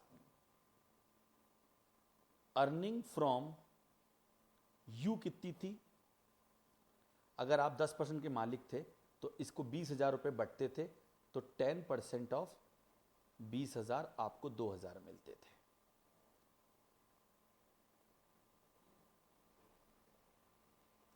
अर्निंग फ्रॉम एल कितनी होगी आपके पास, अर्निंग फ्रॉम एल होगी आपके पास 8387 का, तो रेट ऑफ इंटरेस्ट कितना था आपका 7%। जब वो अपनी 1 लाख के ऊपर 7% का ब्याज देगी, आपके पास 8387 के डेब्ट इस कंपनी के पड़े हुए हैं, आपने ले लिए हैं, उसका 7% आपकी जेब में इंटरेस्ट आएगा। ठीक है दोस्तों, सो 8387 का 7% दैट इज 587 रुपीज। इसके अलावा ये तो इंटरेस्ट के रूप में आएगा, और डिविडेंड के रूप में क्या आएगा, यहां तो सिर्फ डिविडेंड ही आया था। डिविडेंड के रूप में क्या आएगा, जब ये कंपनी 13,000 बांटेगी तो अपने इन लोगों को बांटेगी, किनको, 13,000 रुपए बांटेगी 72,222 की इक्विटी होल्डिंग वालों को। उसमें से इसके पास कितने की होल्डिंग है, 11,613 की। सो 13,000 डिवाइडेड बाय 72,222 इंटू 11,613, और आपके पास 2,090 रुपए की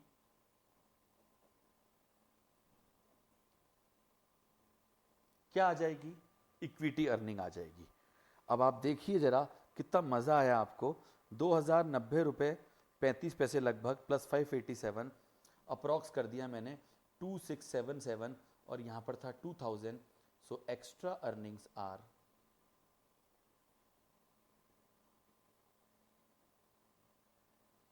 2667 minus 2,000, that is 667 rupees. Sir दूसरा तरीका क्या होता, दूसरे तरीके में अल्टरनेट टू, आपके पास आपने 20,000 रुपए थे, आप उस 20,000 में से 17,222 रुपए, आप यहां 10% के मालिक थे, आप यहां भी 10% की मालिक बनो, ज्यादा मत बनो। सरप्लस अपने पास रख लो, 20,000 में से 17,222 इन्वेस्ट करो, उस 17,222 में से 10,000 तो आप इक्विटी में इन्वेस्ट करो, सॉरी 10,000 तो आप डेब में इन्वेस्ट करो, और 7,222 रुपए इक्विटी में इन्वेस्ट करो। क्योंकि आप अनलीवर्ड फर्म में 10% के मालिक थे, तो यहां पर भी आप 10% की मालिकाना हक लो, उससे आपके पास जो सरप्लस कैश है वो बच जाएगा, और आपकी अर्निंग जितनी पहले होती थी कहां पर, यू में, उतनी ही अर्निंग आपकी कहां होती रहेगी, ये तो आप जेब में लेके बैठ जाओ, और अर्निंग जितनी पहले होती थी अभी भी उतनी अर्निंग होगी। सो हमेशा दो अल्टरनेट होते हैं, या तो आप सेम परसेंटेज की होल्डिंग मेंटेन करो, या आप सारे पैसे को इन्वेस्ट करो। ये हो गया सारे पैसे को इन्वेस्ट करो, ये चीजें ध्यान रखिएगा। और ये क्या हुआ, आप यहां 10% इस फर्म से इस फर्म में जा रहे हैं, अगर आप इस फर्म में इक्विटी के 10% मालिक हैं, तो अब आप इस फर्म में भी जब एंटर करें तो 10% का ही मालिकाना हक लें, बट कैपिटल स्ट्रक्चर मेंटेन करते हुए लें। इसलिए हमने सारा इक्विटी नहीं खरीदा, हमने थोड़ी इसी रेशियो में इक्विटी और डेब्ट खरीद लिया, राइट। यानी इस फर्म का 10% खरीदा हमने, फर्म का कैपिटल स्ट्रक्चर ये था, तो हमने कहा हम भी इसका 10%, जिसमें इतनी इक्विटी आएगी, सॉरी इतनी इक्विटी आएगी, इतना डेब्ट आएगा, तो इसका 10%, इसका 10%, हम इसकी फर्म की, इस फर्म की वैल्यू के 10% के मालिक बनेंगे। तो अब हमारी अर्निंग जो होगी, अर्निंग इन यू कितनी थी हमारी, 10% ऑफ 20,000, 2,000 रुपए। अब हमारी अर्निंग इन एल कितनी होगी, 7% तो होगा 10,000 का, ठीक है। मैंने यहां पर, मुझे लग रहा है मैंने ये रेशियो गलत ले लिया यार, एक बार वापस चेक कर लूं क्या मैं, ये मार्केट वैल्यू ऑफ डेब्ट और मार्केट वैल्यू ऑफ इक्विटी है, सॉरी फॉर दैट। मैंने क्या एक्चुअली इसको डेब्ट और इसको इक्विटी बोल दिया था, शायद इसलिए रेशो, क्योंकि क्या यार ये डेब्ट ज़्यादा आना चाहिए था, इक्विटी कम आनी चाहिए थी, है ना। तो मैं वापस एक बार, शायद मेरी मिस्टेक हुई है, मैं चेक कर लेता हूँ, बिल्कुल मिस्टेक हुई है, शायद क्या कंफर्म हो गई है।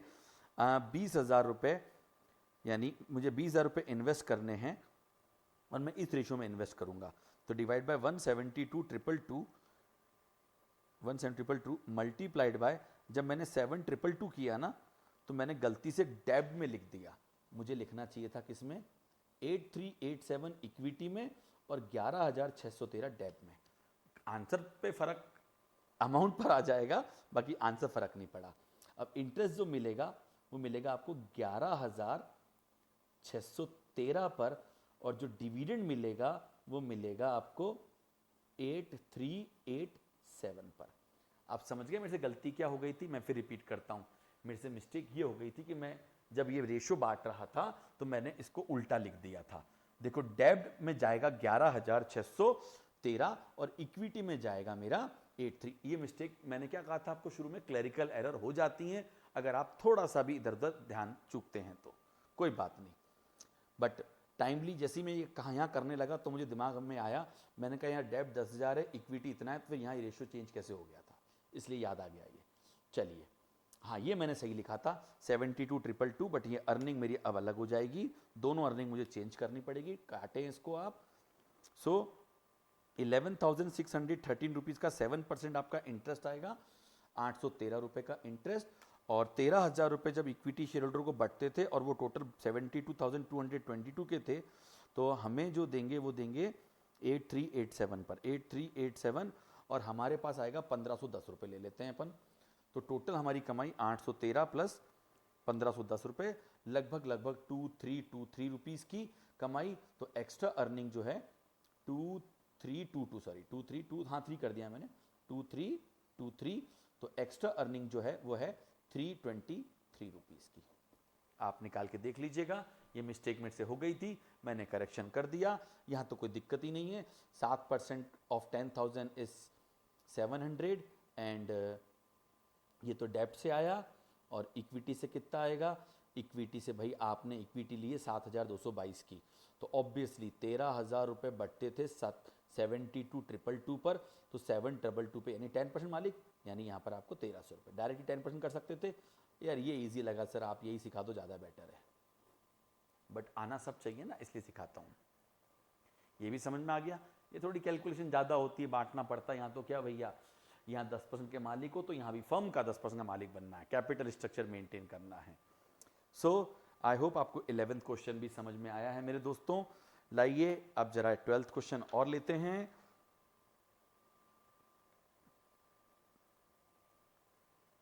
Following data is available in respect of two company having same business risk, capital employed 2 lakh, EBIT 30, source debt equity। अरे यहाँ पे कुछ चेंज किया, यहाँ के ही 20 लिया, यहाँ के ही 12.5 लिया, पिछले क्वेश्चन में क्या करा था। अच्छा ये कैपिटल एम्प्लॉयड है, यानी हमको फर्म की वैल्यू अब निकालनी पड़ेगी। फर्म की वैल्यू अभी ये बुक वाली दे रखी है, अपने को मार्केट वैल्यू वाली निकालनी पड़ेगी। इन्वेस्टर 15% शेयर, सेम क्वेश्चन है पुराने जैसा, बस सिर्फ ये चेंज हुआ, जहां पहले वो दोनों 12.5 थे, अब ये 20 है और ये 12.5 है। अब आपको 15% के अगर आप अनलीवर्ड फर्म में मालिक हैं, यानी यहाँ पर भी चक्कर पड़ने वाला है, यानी आपकी अनलीवर्ड फर्म से आपको लीवर्ड फर्म में घुसना है। लाइए, जरूरत है क्या?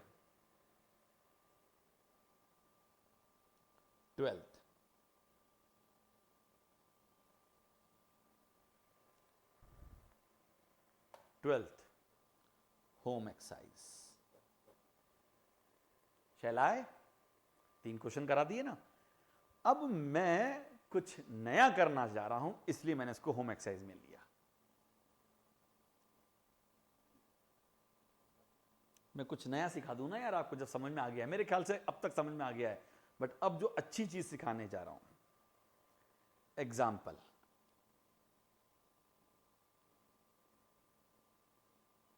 EBIT,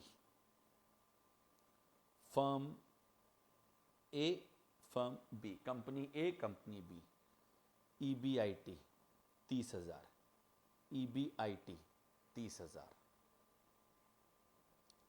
interest 10%. 10% of 50,000, 10% of 90,000. समझ गए क्या कहना चाह रहा हूं? ये लो लीवर्ड, ये हाई लीवर्ड, दोनों में ही डेब्ट है. ये सिखाऊंगा तो वाला क्वेश्चन तो अपने आप हो जाएगा. सो this is EBIT. 30 minus 5, 25, 30 minus 9, 21. KE यहां 15 ले लेते हैं, यहां लेवरेज ज्यादा है, यहां 18 ले लेते हैं.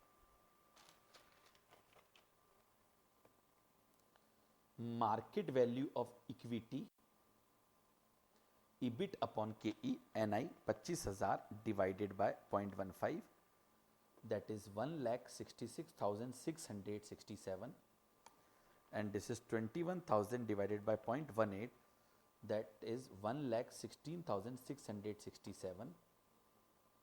Market value of debt is 50,000, market value of debt is 90,000. So this comes to 1,66,667 plus 50,000, 2,16,667, 1,16,667 plus 90,000, that is 2,06,667. This is market value of firm.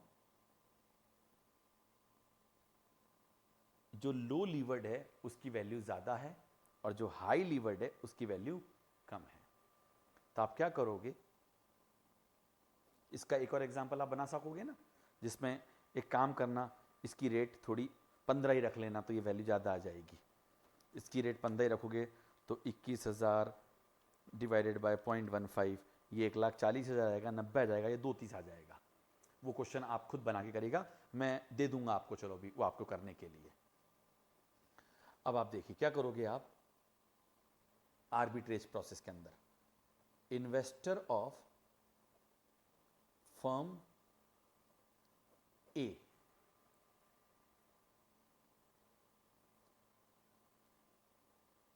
will sell their, word देखना मैं क्या बोल रहा हूं, इन्वेस्टमेंट. इक्विटी नहीं बोला. वाई? क्योंकि अगर वो एक लीवर्ड फर्म में बैठे हैं तो उस लीवर्ड फर्म में उतनी इक्विटी और उतनी ही डेब्ट के साथ बैठे हुए होंगे. This is the concept. जब जब कंपनी अपने इक्विटी डेब्ट में चेंज करेगी वो भी चेंज करते रहेंगे.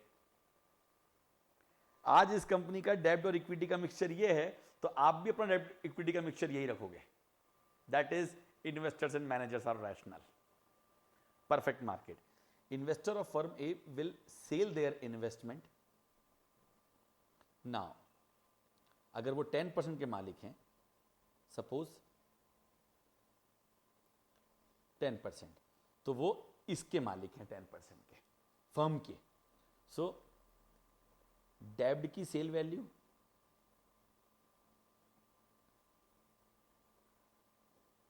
इक्विटी की सेल वैल्यू. अब मजा आने वाला, ये का क्वेश्चन अगर एग्जाम में आएगा ना तब बच्चों को मजा आएगा, बाकी तो क्या है. 16,667 एंड 5,000, 21,667.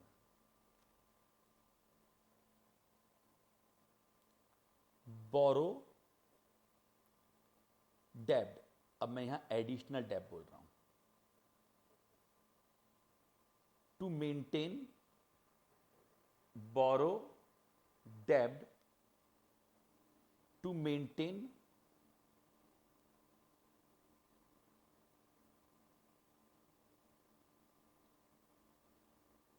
अरे आपने तो मेंटेन करा ना डेब्ट यार. ये वाली बात. अरे भाई आप जिस फर्म से निकले, अब यहां समझो, अगर आपके पास डेब्ट नहीं थे तो आपको बोरो करने पड़ते, और अगर डेब्ट हैं तो आप, जैसे कि अरे आपने से पहले वाला कॉन्सेप्ट नहीं पढ़ा था क्या, आप दोनों के अंदर मालिक थे. यानी यहां पर दो तरह की अप्रोच है. मेरे को अब बोरो करने की जरूरत कहां है,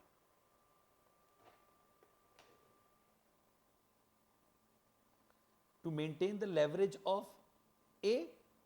No, because we assumed that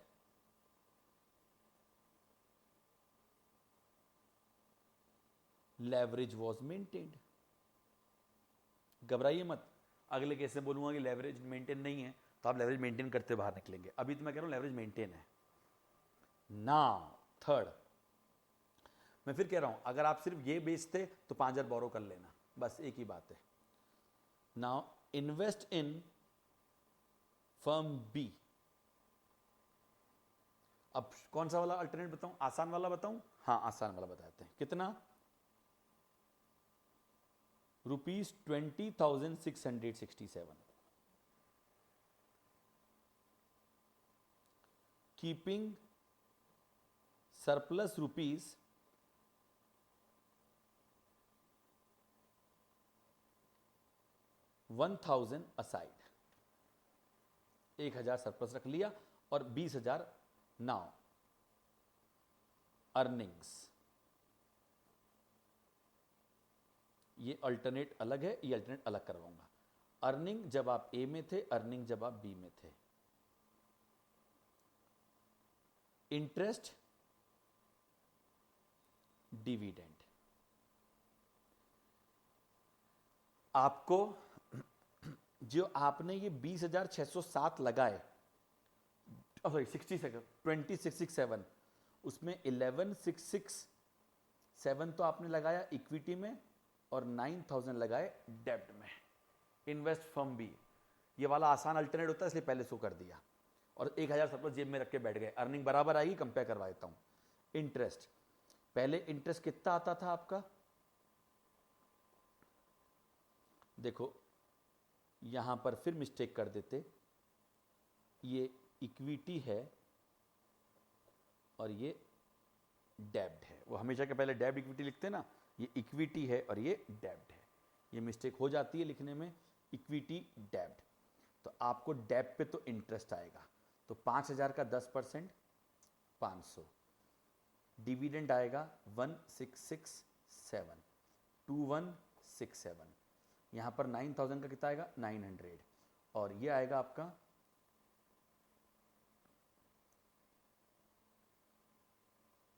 जो कमाई बांटेगा वो 21,000 का.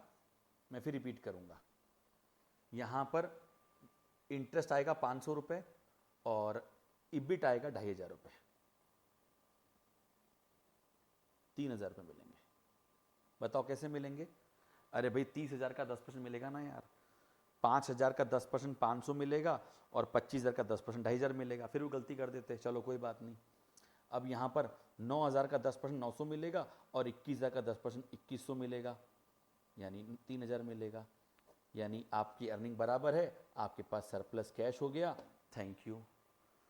और अल्टरनेटिवली क्या कर सकते थे? Invest ₹21,667 in B. किस रेशियो में? किस रेशियो में? इस रेशियो में. तो डेब्ट और इक्विटी, ये भी समझा देता हूं. तो 21,667 हमको इन्वेस्ट करने हैं, डिवाइड बाय 20,667 मल्टीप्लाइड बाय 90,000. तो 9,436 के तो डेब्ट माइनस 21,667, 12,231 की क्या? इक्विटी. नाउ अर्निंग फ्रॉम, मैंने 10% मन से माना है इस क्वेश्चन के अंदर. नाउ अर्निंग फ्रॉम इंटरेस्ट जो मिलेगा आपको कितना? 10% ऑफ 9,436. ब्याज की दर 9,436 का 10% दैट इज 944. और डिविडेंड मिलेगा इक्विटी पर, और वो मिलेगा जब कंपनी 21,000 रुपए का डिविडेंड अपने इन शेयर होल्डर को बांटती है जिनकी वैल्यू है 1,16,667 और मैंने इन्वेस्ट किया है 12,231. तो मुझे जो कमाई मिलेगी वो मिलेगी 21,000 divide by 11,667 into 12231, that comes to, एक मिनट, 21,000 था ये, डिवाइड बाय 116667 इंटू 12231, हाँ जी 2,202 रुपये कर दूँ, 2,202 रुपये। तो आपको अर्निंग हो जाएगी प्लस 944, आपकी अर्निंग हो जाएगी 3146 लेस अर्निंग इन ए में अर्निंग क्या थी, इंटरेस्ट हो रहा था 500 रुपये का और डिविडेंड मिल रहा था आपको 2,500 रुपये का, जाना पड़ेगा। तो 3,000 रुपये, 146 क्लियर है आपकी क्या आर्बिट्रेज मैकेनिज्म Extra. कंप्लीट है दोस्तों। आई होप आर्बिट्रेज मैकेनिज्म अच्छे से क्लियर है आप सभी दोस्तों का। Sure everyone. तो ये मेरा जो लेक्चर डेडिकेटेड रहता है, पूरा एक लेक्चर आर्बिट्रेज मैकेनिज्म को समझाने में जाता है बच्चों को। अब यहाँ पर जरूरी नहीं कि हमेशा जो लो लीवर्ड है, यानी ये लो लीवर्ड थी, यहाँ देखा ये लो लीवर्ड से हम हाई लीवर्ड में गए, कई बार हम हाई लीवर्ड से लो लीवर्ड में भी आएंगे। हाँ, हमारे पास दो ऑप्शन होते हैं, मैं बार बार कह रहा हूँ। एक ऑप्शन में तो क्या होता है, हम परसेंटेज ऑफ होल्डिंग सेम रखते हैं और एक जगह हम सारा पैसा इन्वेस्ट कर देते हैं। ये बात भी याद आ गई, ठीक है। अब इसमें जो एक अच्छी बात इस वाले पर्टिकुलर में, लो डेप्थ से हाई डेप्थ के अंदर, इसमें आप ये कह सकते थे कि हम सिर्फ यही शेयर बेचते, ठीक, और 500 रुपये 5,000 रुपये हम उधार लाते, क्योंकि इससे निकलते वक्त अगर हमारे पास ये 10% तो हमको उधार लाने पड़ेंगे अगर हमने होल्ड नहीं करा हुआ है। तो मैंने जानबूझ करके एजम्पशन लिया कि मैं जिस कंपनी में रहता हूँ उसका कैपिटल स्ट्रक्चर मेंटेन करता हूँ। सर ऐसा अपना एजम्पशन क्यों लिया, पहले तो नहीं लिया था, यही तो तभी तो समझाने के लिए लिया। एक बात बताओ, अभी आप एक अनलीवर्ड से लीवर्ड में घुस रहे थे तो उसके डेप में इन्वेस्ट कर रहे थे ना, तो जब आप लीवर्ड से बाहर आओगे तो उसके डेप को भी सेल करोगे ना यार, इसलिए मैंने ऐसा करा। अगर आप ऐसा नहीं मानना चाहते हैं तो आप एक काम करिए, अगर वो कहता है कि मैं इस कंपनी का 15% मालिक हूं, कौन सी वाली का, इसका, या 10% मालिक हूं, तो इक्विटी का 10% बेचना, 500 रुपये उधार लेना, आपको समझ में आ जाएगा, आंसर ये आएगा आपका। आई hope it's okay friends. Sure everyone. So this is all about arbitrage mechanism. अब हमारा जो सीरीज 4 रहेगी, यानी लेक्चर 4 रहेगा, उस लेक्चर 4 में हम लोग आप लोगों के साथ डिस्कस करेंगे indifference point, EBIT, EPS analysis, over capitalization and under capitalization के कॉजेज क्या होते हैं, रेमेडीज क्या होती हैं, रीजन क्या होते हैं, राइट। तो मोर और लेस अब